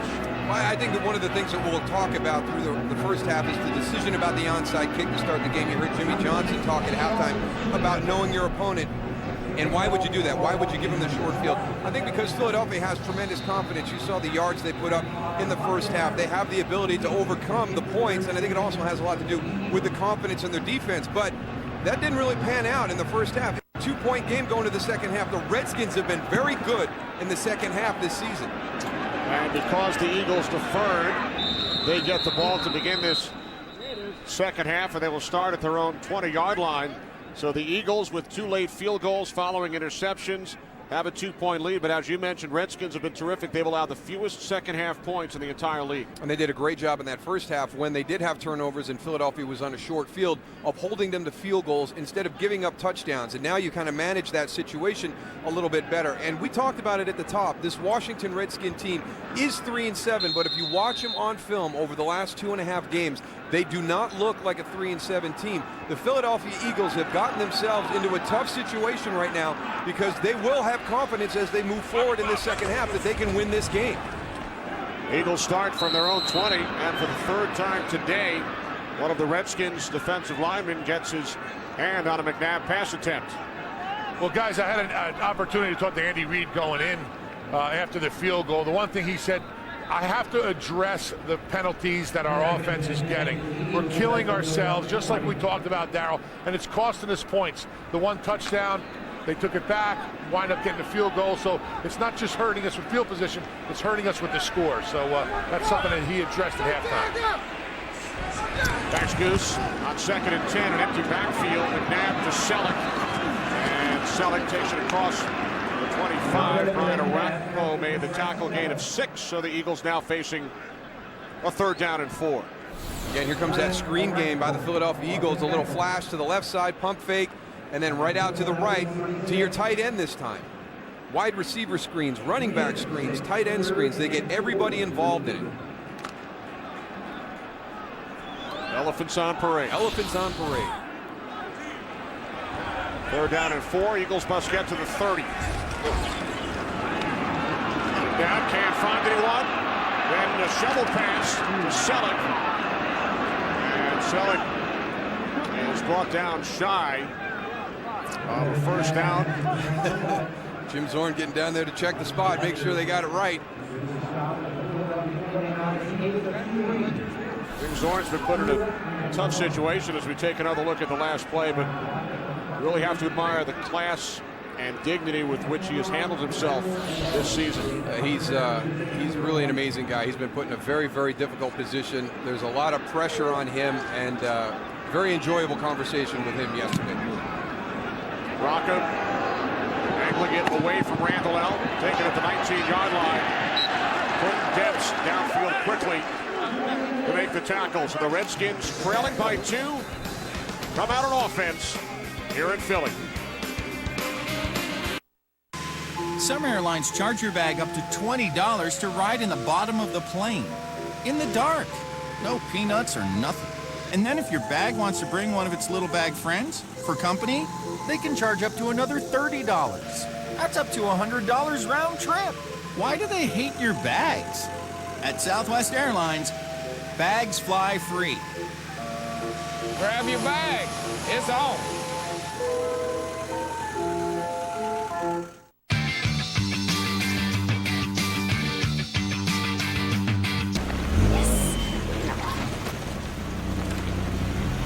There for you when you're in a tight spot. Yes. No. Okay. Yes. No. Jeep. Knowing reality isn't captured by a hidden camera. It doesn't come in episodes either. You see, I don't live to live through anyone, ever. So while everyone waits to see the next best this or an unbelievable that, here's the reality. There's no rerun when you're living in the now. So while you tune in, I'll be somewhere, getting out. I live, I ride, I am Jeep. These Eagles game on Fox is sponsored by Southwest Airlines. Go to southwest.com, grab your bag, it's on. By Taco Bell, think outside the bun. By State Farm, to us, nothing's more important than being there. And by FedEx, we understand your business could use a Dick Butkus pep talk. Redskins back in offense, trailing by 2. Washington scored touchdowns on 2 of their first 3 drives today. And since then, Darryl, 4 drives, 1 yard. And the 2 interceptions by Samuel as Cartwright is tackled back behind the line. And we touched on Jim Zorn and the pressure that he's underneath here as the Washington Redskin head coach. He works for an organization that has had little patience. There's been a number of changes within this organization, and we talk about the kind of the consistency with the Philadelphia Eagles and Andy Reid being there for over a decade now, and the Redskins have had numerous coaches during that time. And Jim Zorn came in, he interviewed for the offensive coordinator job, got the head coach job. He was the quarterback coach, the offensive coordinator, the head coach, a lot of hats to wear. Campbell pump fake, now he fires downfield. Lost the intended receiver, Michael, on the coverage. But I think the big thing is the decision that will be made after this season. If Jim Zorn is on the hot seat, if this is his last opportunity to be head coach for the Washington Redskins, do they take into consideration everything that has happened to this team during the course of the season? The injuries to Chris Samuels and Randy Thomas, and you see the number of coaches that have been here. Now, this is all through the tenure of Andy Reid and the Philadelphia Eagles. So I'm a big believer in continuity and chemistry, and I just don't think this organization has been able to establish that. Only North Turner above 500 during that time span. Campbell complete to Fred Davis, and the Redskins convert. Terrific second effort by Davis. Another third down conversion by the Washington Redskins. Davis picking up 29 yards. And one of the reasons I think you really got to look at what's happened this season when you're going to make this decision about Jim Zorn is how these guys are playing at this stage of a 3-7 season. I mean, look at the effort by Fred Davis. Well, I think you hit the nail right on the head earlier, Darryl. He came in wearing so many hats, and it went from one extreme to now they've taken almost everything away from him except for the play calling and some of the decisions on the field. He's not calling runs, he's not calling passes. So he went from one extreme to the complete other. I mean, where do you fall in there as a head coach? And what do the players feel like? From the 49-yard line on first down, Cartwright is brought down by Mike Patterson. That 29-yard reception on the previous play, a career long for Davis. Fred Davis, who was drafted the pick ahead of Deshawn Jackson back in 2008. Davis 48th overall, Jackson 49th.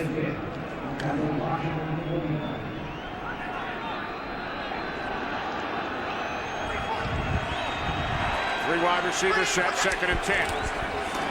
Again, it's Cartwright into Eagles territory, down to the 48. Gain of 3, Patterson the tackle. So another 3rd and long situation. Redskins have converted on a number of them today. They have done a very good job, and when they come in, they try and limit those as much as they possibly can, and really, you know, you get into the 3rd and 7 plus is kind of that area that you start to get concerned, because if you're going to bring pressure, you throw the hot route, you can rally up and make that tackle before they get the first down. So here's another opportunity for this Eagle defense to take advantage of the down and distance. Empty backfield, 3rd down and 7. Campbell in trouble. He escapes. He throws, and the catch is made by Thomas. Devin Thomas picks up a Redskins first down after Campbell escaped from the pressure. A 35-yard pass play. What a great job of getting away from the pressure. I don't know how he got out of that logjam in there with all those Eagle defenders. And here's one of the things that he's done a real nice job of over the last couple of weeks is when he's scrambling, knowing when to pull the ball down and run, and when to have his eyes down the field and try and make a play. I think he might have been able to get the first down, but he elected to get down the field with his vision and find a receiver open for a big gain. That's what he needs to do more of. He needs to use his legs to come out of the pocket to gain time so he doesn't have that pressure right on him, so he's able to throw downfield and find those receivers. There's Cartwright down to the 11. Rock gaining 3 following the career-long reception by Devin Thomas, Campbell's numbers. The only blemish is the 2 interceptions by Samuel. The Eagles converted both into field goals. Levi Jones lost a shoe. All right, you got Levi Jones out, so Trent Cole has been a beast on that side. If you're a running back right now, be smart. You've got your starting left tackle out of the lineup. You got D'Anthony Batiste, who's just jumped into the lineup. Help him out, and they go empty. So that's all a moot point. Nothing like putting him on an island right here, right? 2nd and 8, high snap. Quarterback draw. Campbell inside the 10. Mike Patterson, the tackle.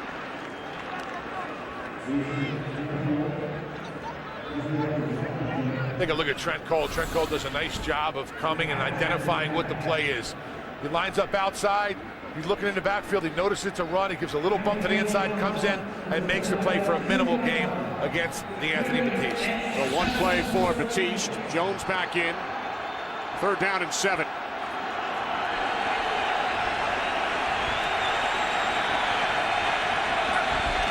Campbell from the shotgun. Moving to his right. Campbell throws, and the catch is made by Davis.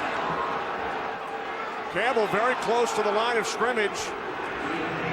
When he let go of the football, Fred Davis makes the catch for a Redskins touchdown. Well, 2 great decisions and great throws on the move by Jason Campbell on this drive. There's your tight end working across the field. Good job of recognizing that the quarterback's on the move. Joe Mays drops him, goes for the quarterback. Asante Samuel doesn't adjust to move inside fast enough. That leaves Fred Davis wide open for the touchdown. The 2nd touchdown of the season. Both have come against Philadelphia. The Redskins back on top. Redskins convert on 3 third downs on the drive. Once, during a difficult time in my life, my mom gave me some advice. She told me to keep my heart open, to love, to hope, to the world. Those words changed my life and inspired my Open Hearts collection at Kay Jewelers. As the #1 jewelry store in America, Kay was the perfect choice to help me turn my mom's inspiration into something beautiful and eternal. You were right, Mom. Keep your heart open and love will always find its way in. Every kiss begins with K. Hey, thanks for the window seat. No, please. You got the presentation? Oh, yeah, right here. Oh, let me stow that for you, sir. Thank you. You know, just to be safe, I used FedEx Office Print Online. Oh, you did? Yeah. They printed and bound 20 copies of the presentation. Shipped it to Portland. They're going to be there waiting for us. That's a good idea. Yeah. You have a nice flight. Thank you. Print online. You upload your document, we'll take care of the rest. FedEx Kinko's is now FedEx Office.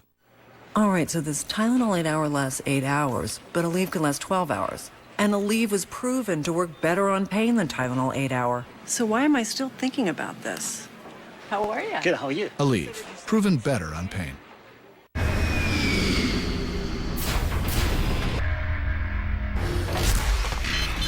Hold position. We got movement out there.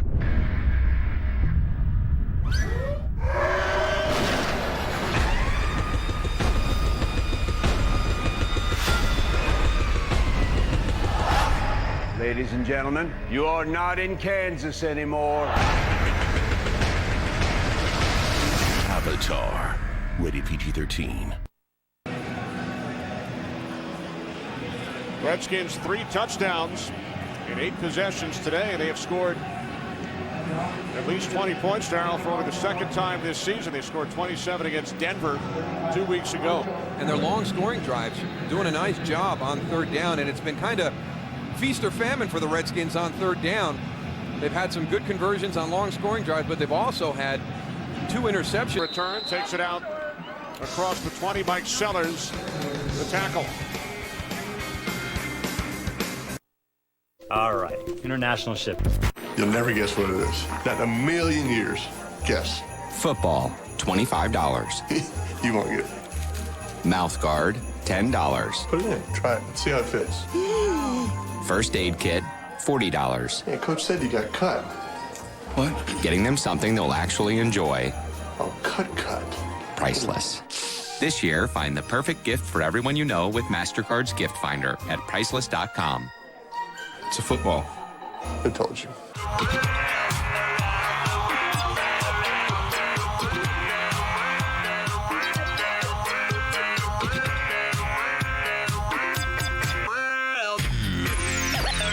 Rated P.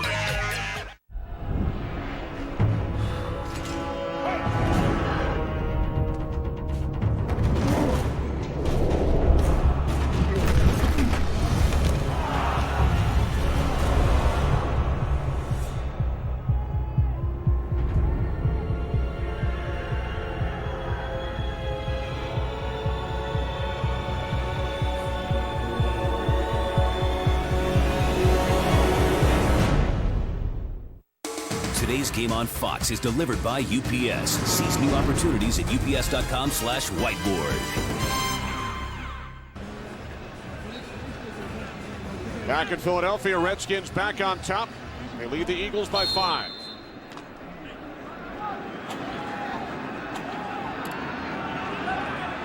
Eagles start from their own 21-yard line with McCoy in the backfield and McNabb out of the shotgun. Inside handoff to McCoy, and Arakpo is right there to make the tackle. Gain of just 1. Brian Arakpo, the Big 12 Defensive Player of the Year last season. Redskins first-round draft pick out of Texas. He really gets it for a young guy. It was really a nice time chatting with him yesterday, and yeah, I thought Andre Carter paid him a huge compliment. You've got a veteran there that's having a great season, talking about a young guy. You know, the great thing about Brian is he's always going 100 miles an hour. He's always playing hard. And he doesn't look like a rookie either. When he came in, I mean, me and you were talking about it, Darryl. He has a deep voice. He came in. I mean, he had a full beard going. He's a definitely, he looks the role. There's that tackling machine again. London Fletcher, sideline to sideline. That is textbook right there. His 10th tackle today. He's led his team in tackles, whatever team he's been on each of the last 10 seasons. Rams, Bills, and Redskins. 3rd down and 7. That pass is caught by Jackson, but Fletcher again, along with Tryon, keep Deshawn Jackson from picking up a first down, and the Eagles go 3 and out, and Jackson shaken up. London Fletcher again just doing a great job. Watch him recognize this and get up here and make the hit that prevents the first down.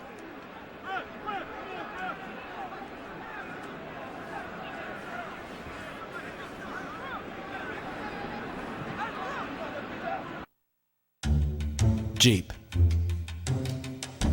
Knowing that every day I have a choice to make between watching the clock and occasionally my back,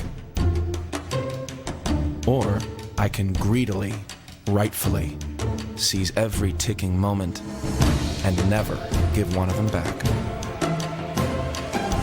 I live, I ride, I am Jeep. Oh, snap! Guess what I saw? Oh, snap! Guess what I saw? Oh, snap! Guess what I saw?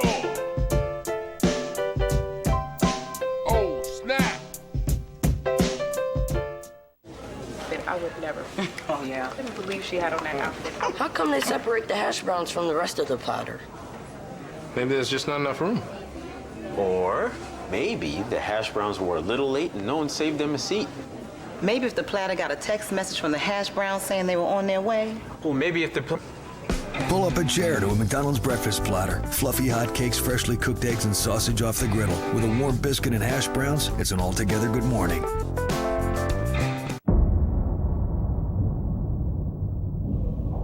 Gangrene's paying a little visit to the Bills.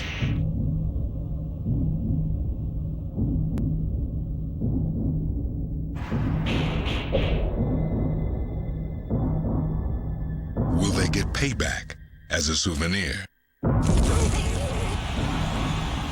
Jets Bills Thursday Night Football on NFL Network. You want the NFL? Go to the NFL. Deshawn Jackson shaken up on his last reception before we went to break. Head trainer Rick Burkholder right there with the glasses up on the forehead. One of the best in the NFL, so he's in good hands right now. Eagles have gone 3 and out on both of their second half possessions. Rocca punting from his own 20-yard line. Fair catch called for at the 23-yard line by Moss. Redskins go back in offense with a 5-point lead. Recently, Verizon's been making a big deal about maps. I'm here to set the record straight. AT&T covers 97% of all Americans. It's over 300 million people. In fact, I've collected a few postcards of all the places that AT&T has coverage. This is in no particular order. Spokane, Washington. Denver, Colorado. Evansville, Indiana. Chicago. This might take a while, just bear with me. Lake City, Florida, where the bikini was invented. Huh.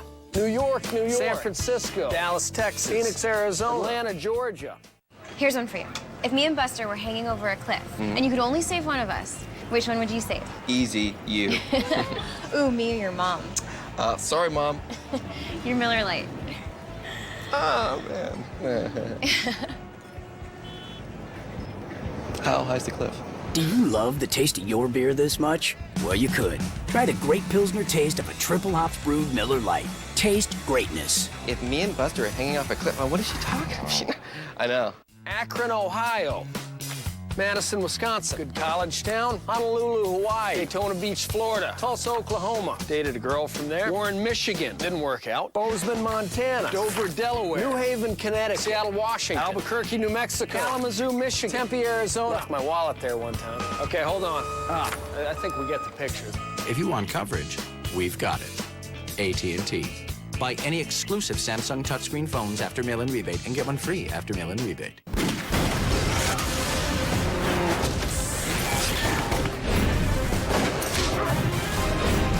You wore a vest? Where's my vest? On your vest.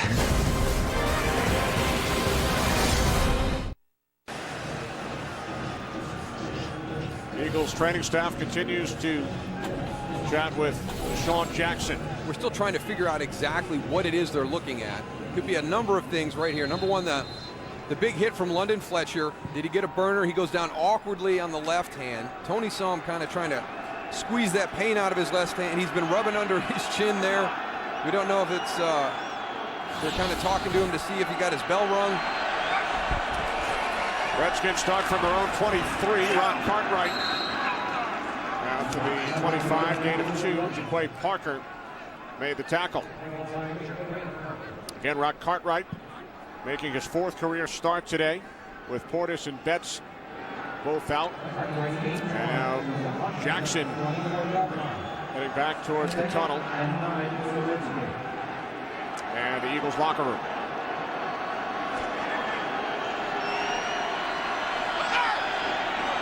Three wide receivers for the Redskins. 2nd down and 9.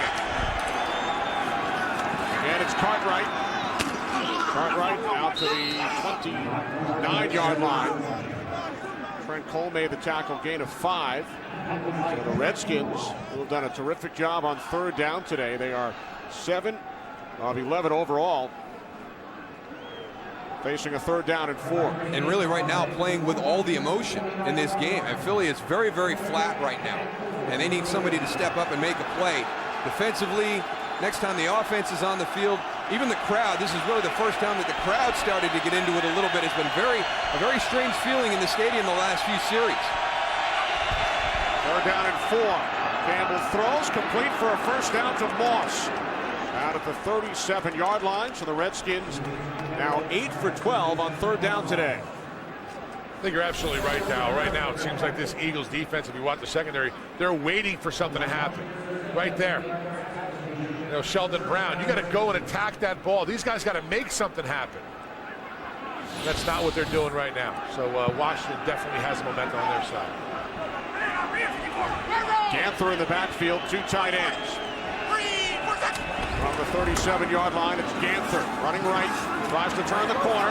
And Quinton Ganther has a 1st down. Out to midfield, he gains 13. It's good patience by Quinton Ganther. They run the zone blocking scheme. Watch all these linemen just turn and run. They're going to get on a path. And Quinton Ganther runs and runs until he finds that hole and then cuts back inside. That's great patience in that zone blocking scheme. You press the sideline, press the sideline. As soon as you see that running lane open, get north and south. 69 yards on the ground for the Redskins today. Going with Cartwright, Ganther, and Mason. Here's Ganther up the middle, nothing this time. Robert Bunkley, first Eagle, in on the tackle. Quinton Ganther, a 7th-round pick by Tennessee back in 2006 out of University of Utah, playing in his 3rd game with the Redskins this season. Right at 7 yards a carry. That offensive line, I'll tell you, is doing a great job with this own blocking, staying on their blocks, riding the guys down, and wheeling on them to make them holes that these running backs can go and take advantage of. And Goose, it's the 6th different combination as far as the starters on the offensive line for the Redskins this season. Maybe 6 they finally got the right combination this time. Yeah, 6 in 11 games for Washington. And the play is blown dead on 2nd and 10. False start. Offense, number 89. 5-yard penalty. 2nd down. It's on Moss. Darryl, you talked about the injuries. The 6-time Pro Bowler Chris Samuels, Randy Thomas. They lost Chad Reinhardt last week. I think Goose maybe stumbled onto something right there. And maybe finally they've solidified and they've built that continuity. You know, Philadelphia's been searching for it. They've found it. Maybe with all these injuries, they finally got that group of 5 out there that's playing well together now. 2nd down and 15. Pass too far, intended for Moss. Sean Jones on the coverage.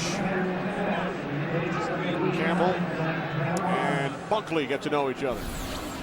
A little window here on the outside between the corner and the safety, trying to fit that ball. And you see right there Sheldon Brown motioning for Sean Jones to get over there and help him out.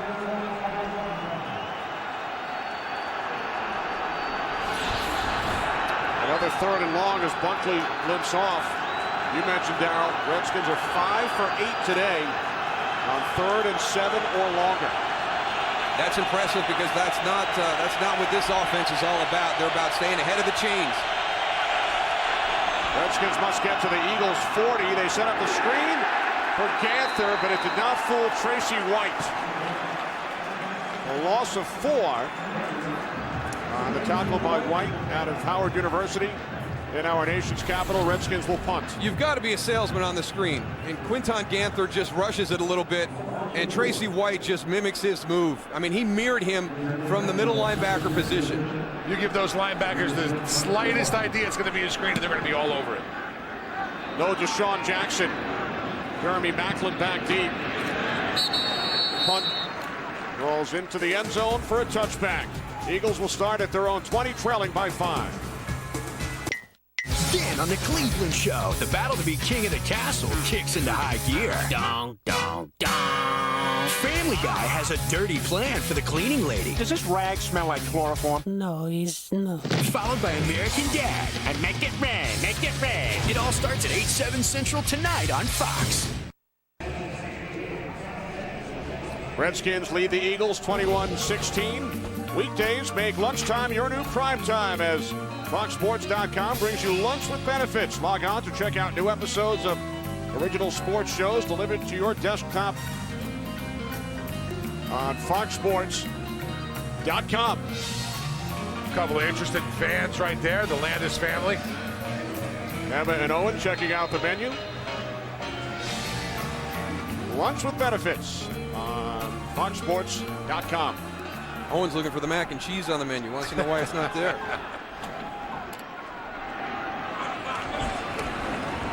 Off the play fake on 1st down. McNabb to Weaver. And Weaver gains 4 out to the 24-yard line. Well, this Philadelphia Eagle offense has got to get in sync right now. And this has been an ugly 3rd quarter for Philly all around. See right there, they got off to a great start, but they've just completely bogged down. A couple of blown assignments by the Redskins early in this game, letting Deshawn Jackson get deep on them, but they've got those corrected and been playing pretty well since that time. On 2nd and 6, pass intended for Selleck. Reed Dowdy on the coverage. And you mentioned Deshawn Jackson. Eagles, of course, without Jackson, who went to the locker room. And then here, just little things. You got to make these tough catches. Read Dowdy's in tight coverage. You got to be able to have that vision with your quarterback. Slide to the outside. Feel that defender coming from the inside, knowing that Donovan's got to put it outside. 3rd down and 6. Eagles must get to the 30-yard line. McNabb with time. He throws. And again, it's Selleck unable to make the catch. That's just no sense of urgency right there. That's twice right in his hands. He's got to make that play. Donovan's got him. See him right in his sights. Boom. Beautiful ball right to him. All right, listen, if you could touch that ball, you could catch it. It's right there. And Donovan does not look very happy about those last 2 passes. So 3 possessions in this quarter. 3 and outs. Randall back deep. Fair catch at the 36-yard line. So good field position for the Redskins. 40-yard punt by Rocca. Fox tonight, animation domination takes over with all new episodes. Catch The Simpsons, followed by The Cleveland Show, Family Guy, and American Dad. The best night on television is all new, starting at 8/7 Central tonight on Fox. Redskins just 3-7. And you mentioned during our open, Darryl, Jim Zorn used the term weak to describe what has been going on, but they've played well the last 2.5 games and have a 5-point lead over the Eagles today. Redskins have not given up. Number 36 on 1st down. Campbell's pass intended for Antoine Randall. He had the time there too, Darryl. He stayed in the pocket, had the receiver open. Just not a good throw on this one.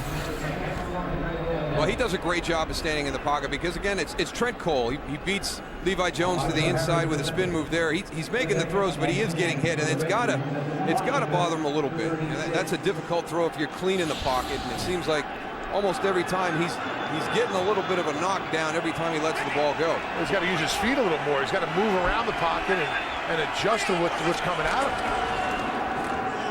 On 2nd down, Ganther spins out to the 40-yard line. Campbell's been sacked only once today, but he has taken a number of hits. He was sacked 6 times in the first game against the Eagles this season. I really think that Tony's, correct about this line. There's been so much changing. I mean, you're on your 5th starting right guard today. I mean, that's the type of season it's been for that starting 5 up front. And you just don't have an opportunity to develop the chemistry and the continuity that you have to have in protection along with your tight ends and your backs. And maybe now these guys are finally having the opportunity to gel a little bit at this point in the season. Penalty markers on 3rd down and 6. False start. Offense. Number 50. 5-yard penalty. 3rd down. That's Edwin Williams again. It's the 4th false start against the Redskins today. This is understandable, though. He's a rookie, young guy. He's a guard. He had 2 guys come up, linebackers come and threaten the A-gap. You get a little excited. I'll let him slide on that one. I mean, it's not a dumb offsides where, you can hear the snap count and you just, get intimidated. Right then and there, he was probably overthinking it, so we'll let him slide on that particular play. 3rd down and 11 following the penalty. Redskins must get to the 46. Campbell moves to his right, takes off, has a 1st down. There's another flag.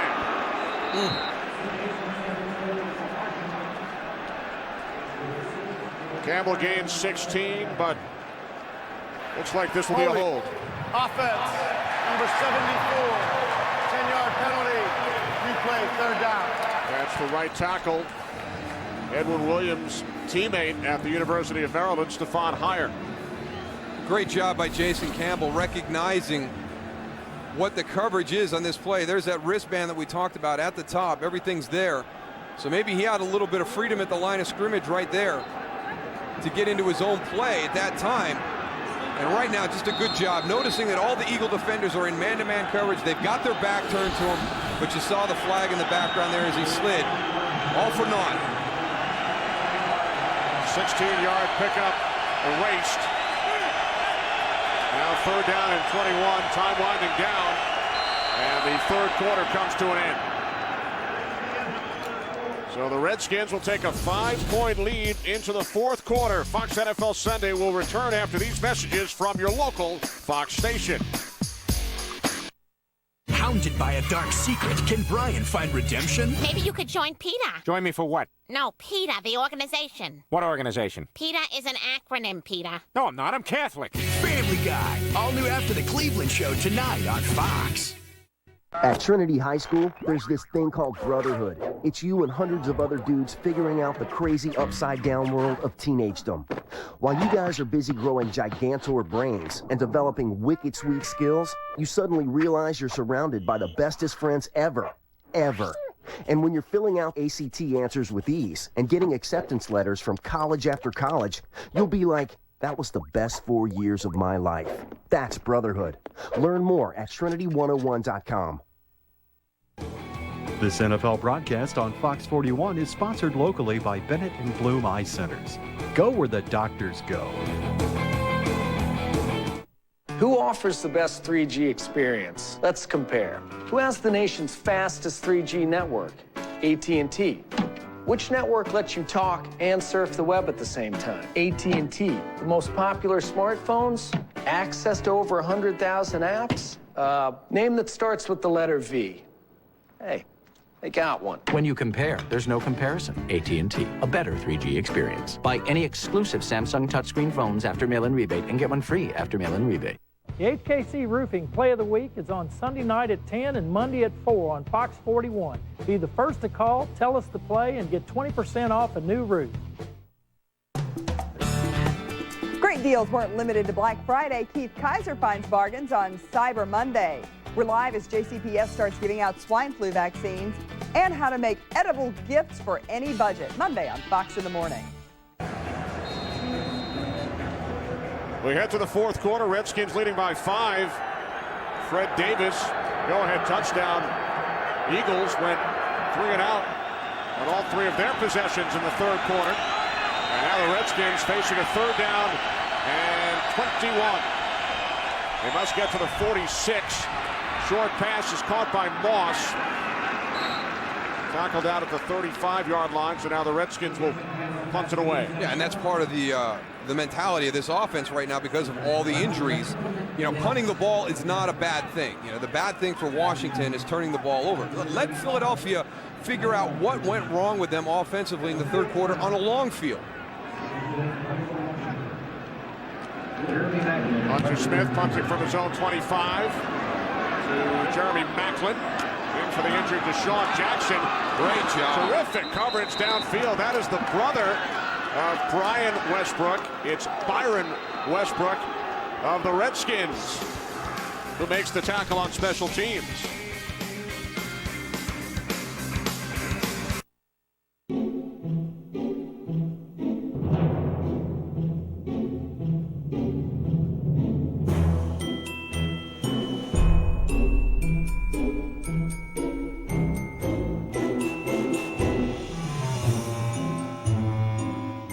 Now during the GMC holiday event, get our best offer of the year. 0% APR for 72 months on a 2009 GMC Sierra. All the icicles falling, falling, ooh. All the icicles falling, falling, ooh. All the icicles are falling. Hi, Jimmy Football here. Do you ever have trouble putting on a condiment? I know I do. Introducing the Bud Light 3-in-1 condiment gun. Ketchup, mustard, relish, all at once. What? I hate fumbling around for condiments. Thanks, Bud Light. Awesome. Because it's tailgate approved. They've done it again. DirecTV will soon have the capacity for over 200 HD channels. Oh, for a second there, I thought you said 200. I did. Son of a... What is it with those guys? Now get our best price until 2011. Call 1-800-DIRECTV. Today's game on Fox is sponsored by The Shack. Score big with all the latest products. By the GMC Sierra, the official vehicle of the NFL. And by Bud Light. With the just right taste that's not too heavy, not too light, the difference is drinkability.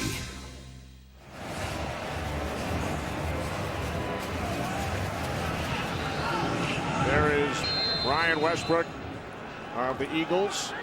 His brother Byron made the tackle on special teams a moment ago. Eagles back at offense, three and outs so far this half. Leonard Weaver out to the 13-yard line, and Goose during our open talked about this Redskins defense ranked 4th. I think you have to give the Redskins deal a lot of credit for the lack of success the Eagles have had today on offense. Yeah, it's a shared job out there. They've played well, but Philadelphia is also not executed very well. They've had opportunities to make plays and build some confidence, and they haven't been able to do that. And you saw the first 2 drives. They started out very, very quickly, and have just it's been a lull since that point. That third quarter was awful offensively. 2nd down and 7. Now over the middle again. Selleck. That's the 3rd consecutive pass intended for Selleck that he got his hands on, but unable to make the catch. He was looking for a flag when he rolled over. Let's see where Kareem Moore was on the coverage. No, that's just a good job by Kareem. Good coverage. We're seeing a lot of catchable balls that aren't being caught today. The Eagles just 2 for 10 on 3rd down. They have only 9 first downs all game. McNabb on 3rd and 7 gets rid of it as he was hit, and it is intercepted by Justin Tryon. That's the big thing that has happened in this game, Tony, and it's one of the things that you always talk about is Washington has been able to get pressure with 4 consistently and drop 7 into coverage. I mean, you're exactly right. They're bringing 4. You can see the pressure right here. I mean, if you can get pressure with 4, you're solidified in the backside with your coverage, and they're relentless. That defensive line right there is just playing relentless. Chris Wilson on the chop gets the ball out. When they start floating, the DBs are all trying to find where that ball is. And you see Selleck wondering what happened out there, but these turnovers, Justin Tryon does a nice job of going up and getting that ball. First career interception for Tryon, only the 7th pick by the Redskins all season. They start from the Eagles 23 off the play fake. Campbell to Sellers, and Mike Sellers picks up a first down to the Eagles 11, a gain of 12 yards. Now, I know you couldn't have gotten your play calling into that Washington system of play calling, Coach, because there's too many people you would have had to talk to get that thing called. But there's the play that you've been waiting on all afternoon. Little bootleg out the backside, let Jason Campbell use his feet, move the pocket. From the Eagles 11, two tight ends. Yep, with the run game. Marcus Mason takes it inside the 10 down to the 8-yard line. Former Redskin Jeremiah Trotter made the tackle. Former Redskin, current Eagle. He's always an Eagle. I think when I see Jeremiah Trotter, I don't think former Redskin, Kenny. I think Eagle. You think former Tampa Bay Buck? No, he's an Eagle. I mean, it happens. It's one of the great things that this organization does is, Hugh Douglas left and came back. Jeremiah Trotter left and came back. They don't sever ties hard. They leave that door open and bring back some good players, too. 2nd down and 7. Mason ruled down. I don't know if I like this play calling, though, Darryl. Well, right now, like Tony, they're settling just for 3 points here. Oh, I guarantee you that's exactly what they're thinking right now. We've got 3. We've got a shot at 3. Don't mess that one up. If we can get 6, great. But a 3-point, you get the field goal, you're 24-16. You're a touchdown and a 2-point conversion for a tie. So absolutely, the mentality right now is don't mess up the opportunity to kick the field goal. Yeah, but you got 12 minutes left in the quarter. I mean, there's a lot of time left. I mean, I think right now they need to go and try and punch it in. Well, we saw the same decision in Dallas last week, the end of the first half, an opportunity to push the ball into the end zone for points, and they chose not to and kick the field goal there, too. Redskins call a timeout.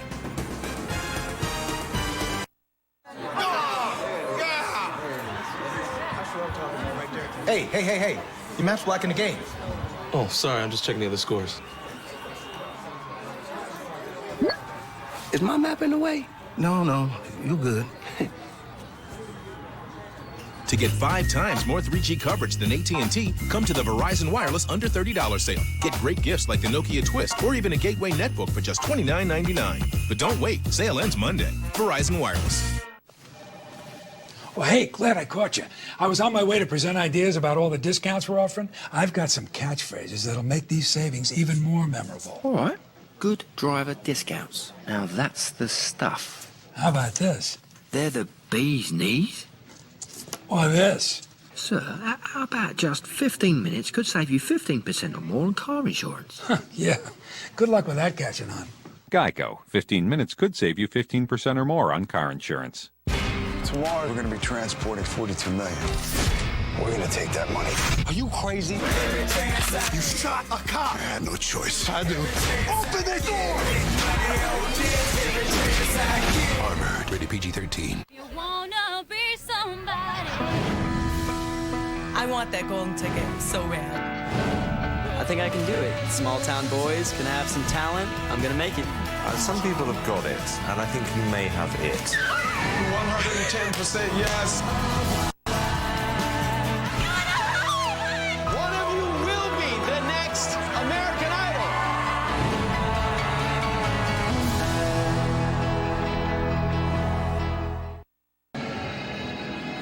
There's Sherman Lewis, the offensive consultant. That's Chris Might next to him. Jason Campbell's quarterback coach. We're trying to figure out who's making this decision right now. Is it up there in the booth or is it down on the field with Zorn? Coach Zorn said it was him on 3rd and short. Or any 3rd down call. 3rd down and 6. Here's Campbell looking end zone, and he throws it out of the end zone, intended for Fred Davis. We talked about Jason Campbell using his legs a little more. I think he had an opportunity to move out of the pocket on that play, Darryl. Extend it a little bit more. Yeah, you know what? To his left, he had an open field. He could have ran it a little bit and tried to draw one of those defensive backs out. He could have gone and extended this play a lot more. Take a look at it. He goes, he comes, he sits in the pocket. All right, he's a sitting duck right there. Go and scramble out a little bit more. Give these guys an opportunity to play a little, a little one-on-one sandlot. Exactly. Sean Sweezen from 25 yards out, extending the Redskins lead to 8.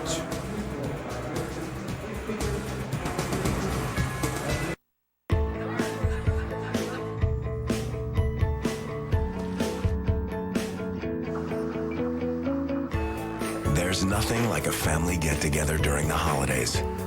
Good food, fun, and a little sibling rivalry.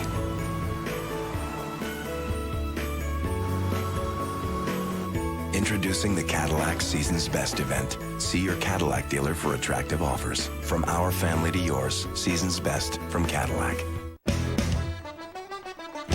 Nothing gets NFL fans pumped up like winning a trip to the biggest games of all. Between now and November 30th, using your Visa card gives you a chance to win tickets to an NFL playoff game, the Pro Bowl, and Super Bowl 44. More people go with Visa. The new Motorola Click with MotoBlur brings you this week's NFL all-in-one play. After a play fake to Pierre Thomas and a rollout by Drew Brees, Saints receiver Robert Meacham got open in the end zone for a touchdown catch against Tampa Bay. It was a great play action, fooled everybody. Brees got outside. Nobody was able to make that play on the ball. Now you can get your entire social life all in one place with MotoBlur, only on the Motorola Click. Fox tomorrow, a doctor treats a dying friend. I need a crash cart in here. But when time runs out, he does the unthinkable. You're actually considering this? That's insane. All new House. Viewer discretion advised. Tomorrow at 8/7 Central on Fox. Today's game on Fox is sponsored by Cadillac. From our family to yours, Season's Best from Cadillac. There's Justin Tryon, his first career interception. Led to a Sean Sweezen field goal. Redskins over the Eagles by 8. And don't forget the Chris Wilson, the hit on the quarterback.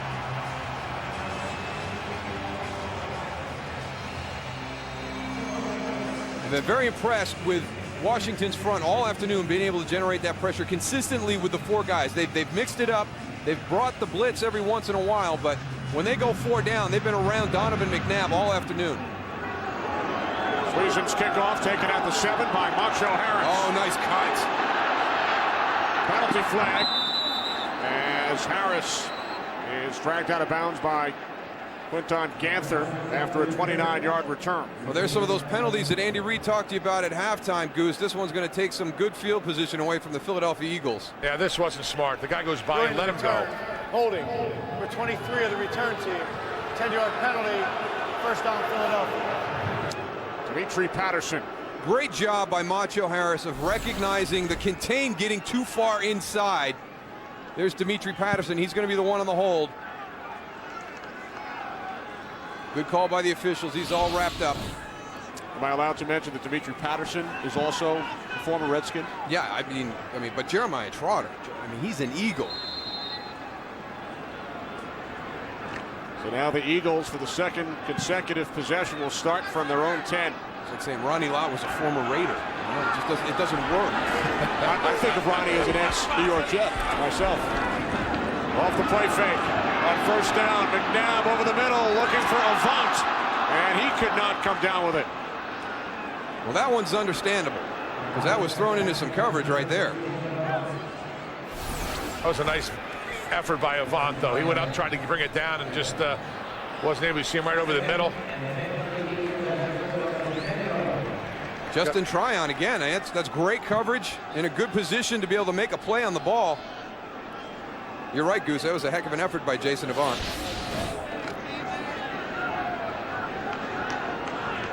Donovan McNabb 0 for his last 5 pass attempts. Second down and 10. This time Avant makes the catch and takes it into Redskins territory. Wide open, too. Wide open, Darryl. 46-yard pass play. That's the one thing about this Eagles offense. You can never go to sleep on them because they have such big play potential. You got 2 go routes going down the field in tandem. Jason Avant, Brent Selleck. You put LaRon Landry in a tough spot. Which one are you going to take? He errs a little bit. Donovan fits it in. But LaRon's got to just come up and make that tackle. Don't go up for just the big hit. Wrap up and get him down. Don't give him the extra yards after contact. The first down for the Eagles in the second half. McNabb to Avant again. At the Redskins 23, an Eagles first down. We check in with Kurt. The Colts were down 17-0 in Houston, but they came back, went up 21-20 on a Dallas Clark touchdown, and 15 seconds after that, Clint Session picked off Matt Schaub. Indy leads it 28-20. Could it be another fourth quarter comeback, Kenny? Well, the Colts won their last 4 following deficits in the fourth quarter as Avant was shaken up on his 22-yard reception. Now you wonder if that's that left shoulder as he comes to the ground. Watch his left shoulder. He gets the ball secured in his right arm, and you get that elbow, and everything just kind of jams up into your shoulder. I'll tell you what, on that play also, Donovan McNabb did a great job of gaining an extra half a second to get that ball downfield with all kinds of pressure in his face. Let's take a look at that. Here he is. Watch Donovan. He's in the pocket. He's looking downfield. Here comes the pressure. It's in his face. You just take a little step backwards to gain an extra half a second. That's the difference in the National Football League. That a half a second or an eighth of a second, whatever it might be, that's the difference in making a play downfield and taking a sack. Jason Avant wanted to stay in the huddle. Andy Reid said, nope, head to the sideline. Eagles, of course, already without Deshawn Jackson, one of their starting wide receivers. Due to a head and neck injury, his return is questionable, and now Jason Avant will be checked out by the medical staff. No doubt, you talk about it all the time about the passion for the game and guys who play and want to stay in there and do good. That's one of the guys right there, Jason Avant. He plays with a lot of passion and just a tough guy. He's giving them a spark here in the fourth quarter, that's for sure. Something they definitely needed. On the 24, play action. McNabb under pressure, penalty marker. As McNabb was chased by Griffin, and now another flag is thrown.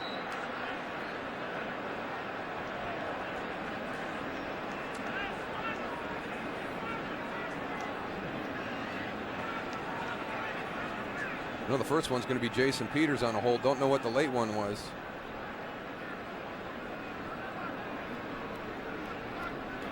There are fouls by both teams on the play.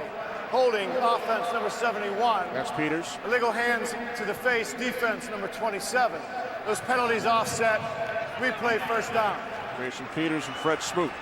That's big because the holding was called before the hands to the face. So instead of 1st and 20, they're going to get 1st and 10 over again. We'll see if it was just a late flag coming out. Yeah, because they're about the same time. It's just a difficult time getting that flag out of the pocket. This officiating crew is doing a good job of calling everything out there. Michael Vick under center for the Eagles. 1st and 10 from the Redskins 24. Vick rolling to his left. He throws, intended for Selleck. Vick now 3 for 9 this season. I don't like that call right there because Philadelphia's offense has been out of rhythm all half, and they finally establish a little bit of rhythm, and you make the substitution for Donovan McNabb. That needed to be done in the 3rd quarter when you're doing your 3 and out. You know, you're struggling in that point. Maybe you put Michael Vick in at that time to try and jumpstart something, but this drive, they've finally gotten some continuity going, and I would not have disrupted it. 2nd and 10. Now with time, Deshawn McCoy tackled at the 14-yard line by Fletcher after gaining 8 yards. How many times have we seen London Fletcher making a stop right near the 1st down marker today? He's like a wall built right where the markers are. He's got great awareness of where the offense has to go for him to get off the field. 12 tackles for Fletcher today, 3rd down and 2.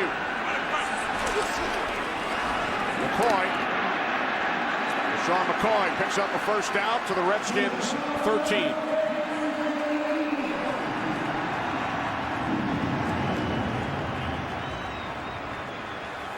Tell you what, I'm very impressed by this McCoy kid. You know, losing Brian Westbrook was a huge damage and a lot of slack to pick up, but LeSean McCoy definitely has stepped in and been a big asset to this offense. And the guy they've got in there right now, too, he was a great pickup in the offseason, Leonard Weaver. He adds a dimension they haven't had in a while here. From the 13-yard line on 1st down, this is Weaver running hard. And he's tackled at the 1 by LaRon Landry. Gain of 12 for Weaver. Weaver does a great job. If you watch this as a defensive player, you see motion going across, and it almost looks like a pull. Going across the series, and Weaver just goes right where he left off and just goes right upfield where there's a little emptiness in that defense. Eagles now send in Eldra Buckley in the backfield, an extra blocker as well, and King Dunlap.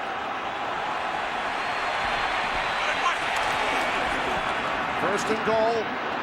They give to Buckley. And Fred Smoot is down. Fred Smoot's down. We got 2 flags in the end zone. Only the 6th carry of the season for Buckley. There's one of the flags. 12 on the Skins. 12 men, defense. Penalty is half the distance to the goal. Replay 1st down. See if Fred Smoot was the player that hit this on the move. No, there's Fred down the bottom of your screen. He steps up inside. Takes a big hit from the whole pile. Watch 27 go in, and everything comes at him. It's a different world down there in that line of scrimmage, Darryl. Yeah, the corners aren't used to being on the inside where all the big bodies are. We used to call that the deep end of the swimming pool. Yeah, you got to come in and clean up. Don't go in there until them big boys have done their work. Yeah, you tell the DBs to stay on the outside in the shallow end. They don't want to come into the deep end. So Smoot heads off. Justin Tryon's return is questionable, a hip pointer. Redskins already without D'Angelo Hall. And following the penalty for 12 men on the field, it's a 1st and goal for the Eagles from just inside the 1.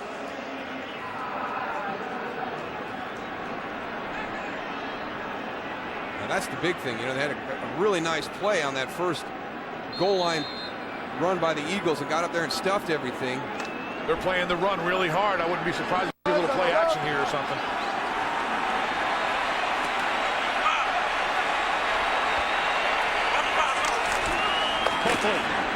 Rocky McIntosh came up to make the tackle. I don't know who's standing right over the center, but that is I think it's H.B. Blades. Was it H.B. Blades? Is he in? Somebody did a great job as a stand-up linebacker right over the center that got inside. They're lucky they didn't have a holding penalty call. It's LaRon Landry, number 30. What a great job. I thought it was a linebacker. Watch LaRon Landry, number 30. They're lucky they don't get a holding penalty right there called too. And now you've got 2nd and goal back at the 11. Well, Todd Hermans needs to come down and solidify that A gap. That's right where he came in. You cannot have a gap on the goal line in those A gaps. You must protect them on either side of the center. McCoy in for Buckley. Off the way fake to Weaver. McNabb to the end zone, intended for Selleck. This is great recognition by the Washington defensive coaches. On that previous play, they knew it was going to be run. They had LaRon Landry walked up in the A gap. Now on this one, all of a sudden Greg Blosh gets him on the outside, knows they're going to do play action pass. They're getting a great tell on either the formation or the personnel that the Eagles are running down here at the goal line. I think they're a play late on running that play action. Yeah, right? Man. Now Buckley back in for McCoy. Now this is the lineup we had when LaRon Landry walked up in the middle. Heavy run. 3rd and goal. Buckley, touchdown.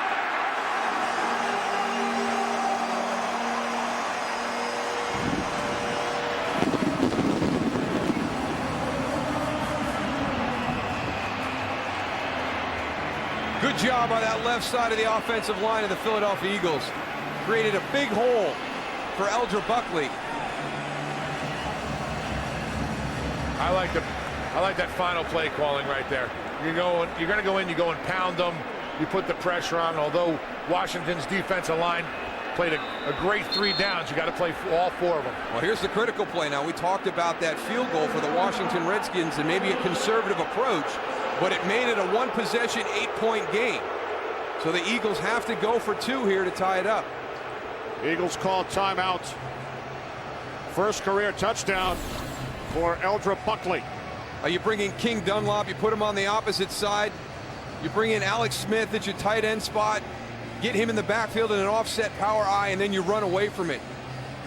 That's a pretty good play design right there. Yeah, that's nice. And now the Eagles will go for 2 for the first time this season.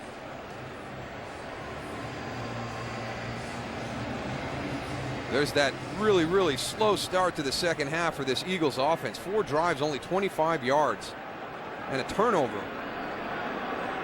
Well, the Eagles did just burn a timeout. They should have had that 2-point conversion play ready to go, but they didn't. So one of their timeouts is gone because of it. Well, the Eagles, who trail by 2, going for 2. McNabb, shovel pass, and driving in. Great effort. Unbelievable. Looked initially like he would be stopped, but McCoy takes it in for the 2-point conversion. It looked like he was going to be stopped 3 yards short of the goal line. Gets tripped up by one of his players, but what great balance to get in that end zone and sniff it out. Alex put out the recycling on Recycling Day. Alex, you are the sizzle. Joni did the entire crossword in pen. Sizzle, Joni, sizzle. Rick refilled the paper in the copier. Both trays. Way to sizzle, Rick. Be the sizzle with McDonald's Sausage McMuffin with egg. Sizzling sausage, a fresh cracked egg, and melting cheese on a toasty English muffin. Sizzle on.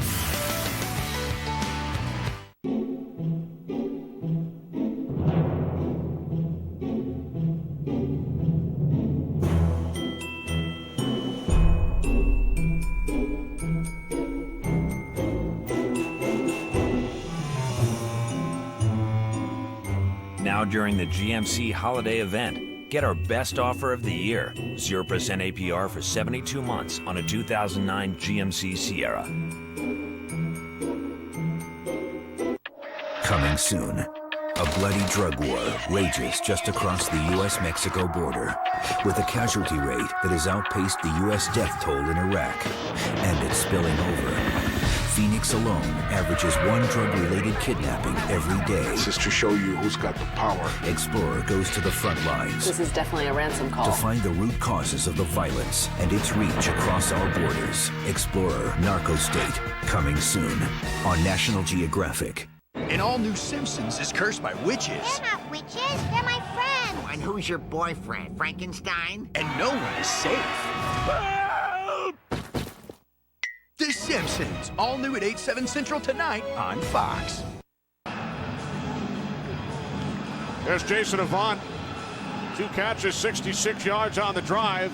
Eagles drive 90 yards and tie the score on the Buckley touchdown and the 2-point conversion by McCoy. Everybody looks at the game of football and you see the physicality of it, but there's also an emotional element to it, and the Philadelphia Eagle offense was absolutely flat. Jason Avant is the guy that got everything turned around for him on that last drive. Just brought down at the 15-yard line by Joe Mays. And now it starts to spread. I mean, the kickoff coverage unit for the Eagles has not been very good today. That's their best job by far. So the emotion created by the offense just carried over to the special teams of the Eagles. Now it's their defense's turn to see if they can match it. Emotions is the same thing as momentum. And this crowd is into it now too, Darryl. They're all up on their feet. They want to see this defense go and shut this Washington Redskins team down.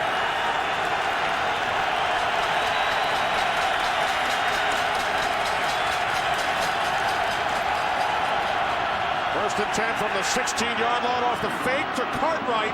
Wide open is Malcolm Kelly, and he picks up a Redskins first down, a gain of 23, and that quiets this Eagles crowd. Oh, what a great play. They went after it, went for the big play. Don't be conservative. Watch the read keep inside to Rock Cartwright. Jason Campbell pulls it, not Santana Moss short. Look at everybody jump.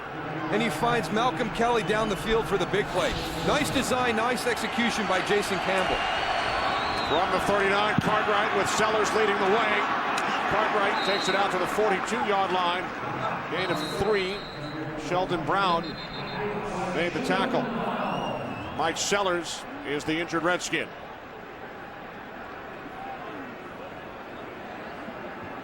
Mike Sellers in his 12th season went to his first Pro Bowl last year. And we've talked throughout the game about all of the injuries suffered by the Redskins this season.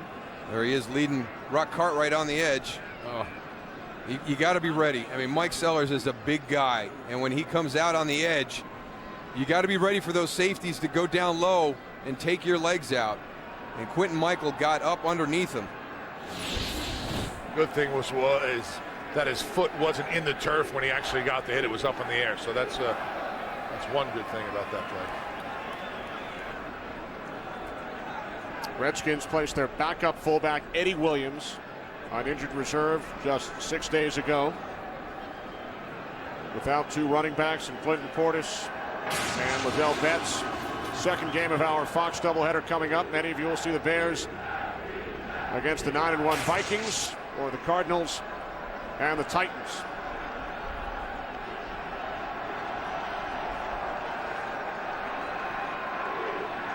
Mike Sellers will limp off. Redskins and Eagles tied at 24. Just under 7 minutes remaining in the fourth.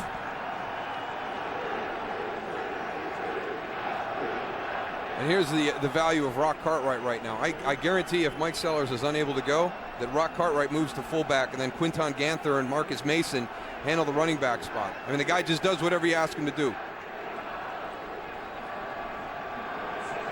And as you pointed out, losing their other fullback last week to IR when he broke his leg at practice, they came in with just Mike Sellers at the fullback spot. So to be able to keep that personnel group, they can bring Todd Yoder in the backfield like they're doing now, or move Rock Cartwright up. Yoder a backup tight end, and with Yoder leading the way, Cartwright takes it out to the 44-yard line, tackled by Trent Cole, gain of 3.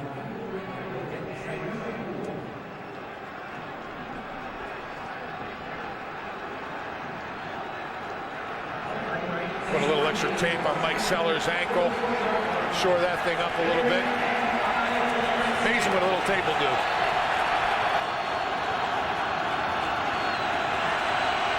Third down and 5.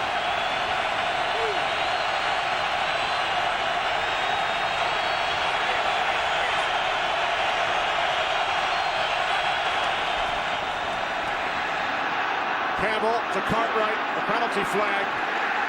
Cartwright tackled at the 46, 3 yards shy of the marker. And Washington was just never quite sure what they were going to do from a protection standpoint. Offense, number 74. Penalty is declined. 4th down. There was just too many green and black jerseys coming through that offensive line. And you saw the last-minute adjustment by Jason Campbell with Fred Davis moving him and then kind of jumping into that shotgun. So that message did not get relayed across the front, and there was a blown protection. Somebody came scot-free on that play. More than one. Wow. Walter Smith punting from his own 35. Wow, that's a weird one.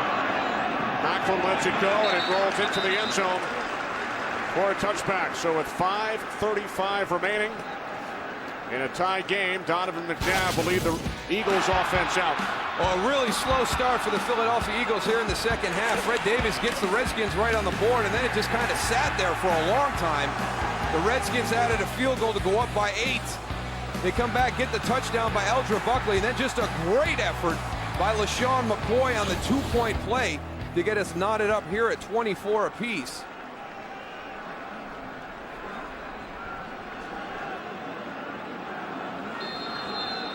So the Eagles, who went 3 and out on their first 3 possessions of the second half, then McNabb was picked off by Justin Tryon, followed by a 90-yard scoring drive. Now the Eagles from their own 20. Here's McCoy. McCoy found a big hole and picks up a first down, tackled from behind by Philip Daniels after a gain of 12. Philip Daniels has had a huge afternoon today on that defensive line for the Redskins. He could have saved 7 points on that one. I'll tell you what, him turning and running and tackling McCoy, that was very dangerous. Very dangerous. LaShawn McCoy in that atmosphere back there with only defensive backs, it could have been a lot bigger than it was. From the 32 on first down, Weaver gains 5 out to the 37-yard line. We welcome those of you who have just joined us here in Philadelphia. Redskins and Eagles are tied at 24. Kenny Albert with Darryl Johnston and Tony Siragusa. Redskins led 24-16. Eagles drove 90 yards on their last possession. Tied the game on a 2-point conversion. 4.5 to play, 2nd and 5. Eagles from their own 37-yard line. As Donovan McNabb fires downfield, and Jeremy Macklin makes the catch at the Redskins' 28-yard line. A 35-yard pass play. I mean, they just sit there all this half, inept most of the time, and all of a sudden this Eagle offense just takes off. And the last drive, as you pointed out, Kenny, 90 yards for the touchdown. And here's the real scary part is how much speed and athleticism is on the outside. Deshawn Jackson is not here, but it was Jason Avant on the last drive. This drive, it's Jeremy Macklin. Deshawn Jackson suffered a head and neck injury earlier in this half. We welcome another new audience. Redskins and Eagles tied at 24. 1st and 10 from the Redskins 28 as LaShawn McCoy takes it down inside the 23-yard line. As we approach 4 minutes remaining here in Philadelphia in a tie game. Eagles led by 2 at the half. Redskins took an 8-point lead. 2 touchdown passes, 2 interceptions for Jason Campbell. Both teams without a number of key players. Eagles tied the score on their last drive with an Eldra Buckley touchdown, first of his career, and a 2-point conversion by LaShawn McCoy. 2nd down and 8. Number 26 is McCoy. McCoy down to the 23-yard line, gain of 3. Reed Downey made the tackle. You just worry whether this Redskin team is going to be able to finish out this game. And we had the Giants and the Falcons last week, and the Giants are in the midst of a 4-game losing streak. And Tom Coughlin talked about needing the reinforcement of success. You know, you work hard every week to get ready for the game, but there's no validation. And then Washington's in the same situation, just a unbelievably tough loss last weekend to the Dallas Cowboys 7-6.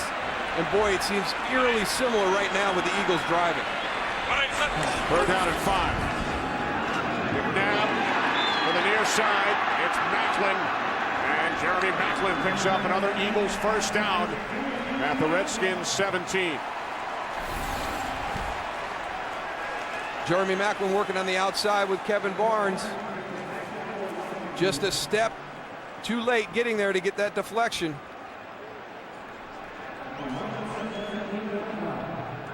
You mentioned, Darryl, last week in Dallas, Redskins led 6-0. Cowboys scored the game-winning touchdown with 2:41 remaining. Redskins have played well the last 3 weeks, beat Denver 2 weeks ago. Involved in a tie game today with the 6-4 Philadelphia Eagles, as McCoy is tripped up from behind by Rocky McIntosh. I was just wondering when Washington was going to start using their timeouts. You get one called here, then you'll get another one at the 2-minute warning. This is the Redskins' second timeout. They used one on offense earlier in this half. Well, the Eagles started the game with an onside kick. It was there to be converted, but they messed it up. They touched it too early, didn't execute it. Washington took that down, took a 7-0 lead. But somehow they let Deshawn Jackson get behind everybody. But the Redskins came right back. Santana Moss. And then to start this half, they get into Fred Davis, kick a field goal. They're up 24-16. Eldra Buckley goes over, and then LaShawn McCoy, just a great individual effort on the 2-point play to get it to 24-24. Remember, before that Eagles scoring drive, Redskins were held to a field goal, so they led by 8. And then the Eagles tied the game thanks to the 2-point conversion. Second down and 11. Here's McCoy. And McCoy takes it down to the 13-yard line. Reed Doughty made the tackle, and that will take us to the 2-minute warning here in Philadelphia with the Redskins and Eagles tied at 24. Today's game on Fox is sponsored by Lowe's. For all your holiday home improvements, Lowe's. Let's build something together. Congratulations, Jimmy. Way to go, Jimmy. Yeah. Congratulations on your historic 4th championship, Jimmy, from everyone at Lowe's. 1, 2, 3, 4 in a row. Woohoo! Yeah, baby. Woo! You guys are awesome. Lowe's congratulates Jimmy Johnston, Chad Canals, Team 48, and the entire Hendrick Motorsports racing family. Congratulations, Team 48. Say you're on a call, and your friend wants to know, what time's the movie? You can tell him. And if your friend asks, where's the theater? You can show him. And if your friend says, want to grab sushi afterwards? You can do that too. Great, on my way. All without ever leaving the call. Can your phone and your network do that?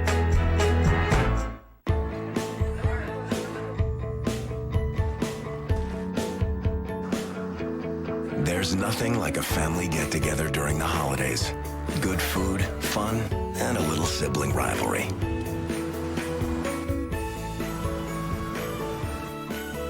Introducing the Cadillac Season's Best event. For attractive offers on all Cadillac models, see your dealer for details. From our family to yours, Season's Best from Cadillac. Get customizable NFL gear exclusively at NFLshop.com. And today only, take 20% off your order.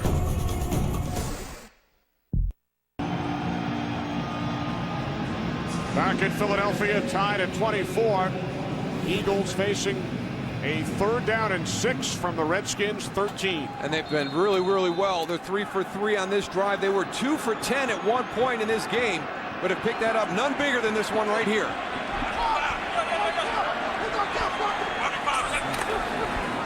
Now rolling right on 3rd down and 6. Can't find it when he slides. And now the Eagles will send out the field goal unit. Redskins use their final timeout. I mean, if you convert that third down, that's going to allow you to burn this clock all the way down, leave Washington with virtually no time on the clock after you kick your field goal. Chris Wilson has had 2 huge plays this half. He got the hit on Donovan McNabb for the Justin Tryon interception that led to a field goal, and he just played that bootleg absolutely perfect. David Akers, who is 3 for 3 today, comes on to attempt a go-ahead field goal. Second game of our Fox doubleheader coming up. Many of you will see the Bears and the Vikings, or the Titans and the Cardinals. Akers has hit from 29, 24, and 41. This will be a 32-yard attempt. Akers has converted his last 15 field goal attempts this season. Savraka will put it down at the right hash. Akers' kick is good. So with 1:48 remaining, the Eagles lead by 3. Well, with a divisional opponent last time out, the Washington Redskins had the ball at the end of the game, down 7-6 in Dallas. They're going to get a chance today, down 27-24 here in Philadelphia. They got to make some smart decisions, though, if they're going to come all the way down the field. And they got to have a little sense of urgency. They've been slacking off here in the 4th quarter as far as getting to the line of scrimmage and getting back to the ball. So we'll see what happens here with 1:48 to go. The Redskins led by 8 with 7.5 minutes remaining.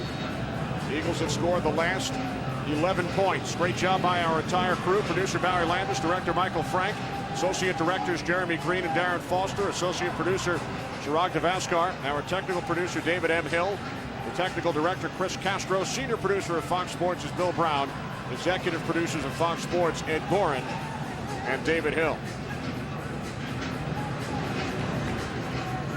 Redskins are out of timeouts. 1:48 left to play. They trail the Eagles by 3. Philadelphia's been struggling with their kickoff coverage most of the game today. Had a good one last time out. We'll see if they can get another one. And for those of you in the home markets of the late games, in a moment you will be leaving. This is tackled back at the 16-yard line by Moses Foku. I'll tell you, 2 opportunities on kickoff coverage. They've struggled all day long, and this Eagles special teams unit has responded. Great job by Moses Foku coming all the way from the backside, running Devin Thomas down. Moses Foku from Potomac, Maryland. University of Maryland product with a big play on special teams. Redskins with no timeouts, empty backfield, 4 receivers set from the 16-yard line. Campbell's pass was intended for Thomas. Trent Cole with the pressure. You've got 5 offensive linemen, and you've got 4 guys rushing. Whoever the extra guy is, somebody turn out to your left and help Levi Jones with Trent Cole. Trent Cole has been a beast all afternoon. All day long. It's 5-on-4. Somebody go out to the left. I mean, if you're going to double somebody, that's the guy you want to find, and that's the guy you want to double. Exactly. Because if they can get pressure with 4, it's going to be no good. Campbell over the middle on 2nd and 10. A diving attempt by the tight end Davis.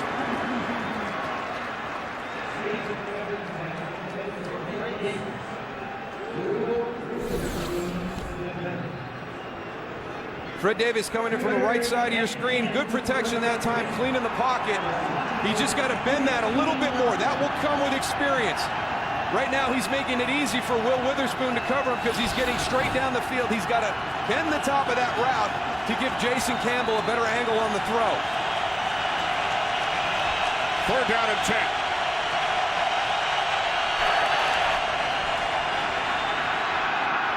Campbell, Randall L.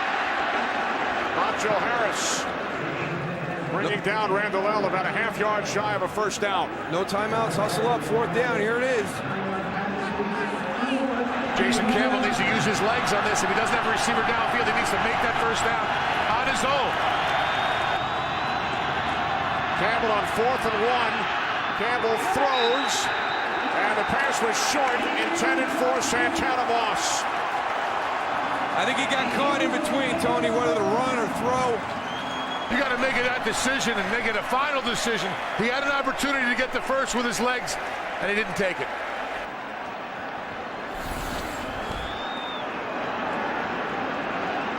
Again, the offensive line keeps them pretty clean. And right there at that decision, they are lucky. They got away with one right there. Juquay Parker could have gotten a 15-yarder because he spun him to the ground. Watch this. He's on top of him, but now kind of the slam. They got lucky that they don't have a 15-yard roughing the passer penalty on top of it with Washington still with the ball.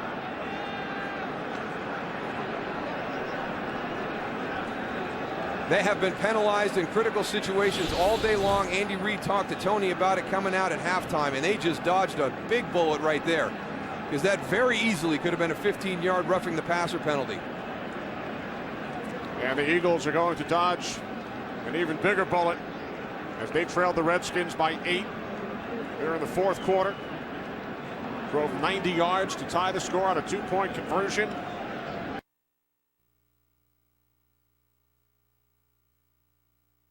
Game, and for Ken Whisenhunt and the Arizona Cardinals, it's Kurt Warner. For Jeff Fisher and the Tennessee Titans, their starting wide receiver career, and I think that this one here is going to be a close second. 2 divisional games that you had in your grasp, you let them slip through. Again, it's just all the hard work, everything they've put into the last 2 games, and they have nothing to show for it except heartbreaking losses to division rivals. Both on the road. Both on the road, yep. I don't know what's going to happen with the changes in Washington this year, but I give a lot of credit to Jim Zorn to have his team playing the way that they're playing right now. Really, they're out of the playoff hunt. You know, they're what we call playing for pride. You're putting your performance on film for other people to see, your peers. And this Redskin team, we talked about it at the top. If you don't come ready to play football on Sunday afternoon against the Redskins, they're going to get you. They're going to get somebody by the end of the season. They're going to play hard. That defense plays hard. They're well deserving of the 4th ranked in the NFL coming into this game. As you saw, this is going to be the 9th consecutive road loss. Their last road win last November in Seattle. Redskins will tie a franchise record. They lost 9 in a row on the road back in the early 60s. Redskins will host the Saints next Sunday. Eagles win by the skin of their teeth, raise their record to 7-4. A game behind the Cowboys in the NFC East. And then they use this as that springboard. You talked about at the top, Kenny, the month of December. They're 11-3 over the last 3 years.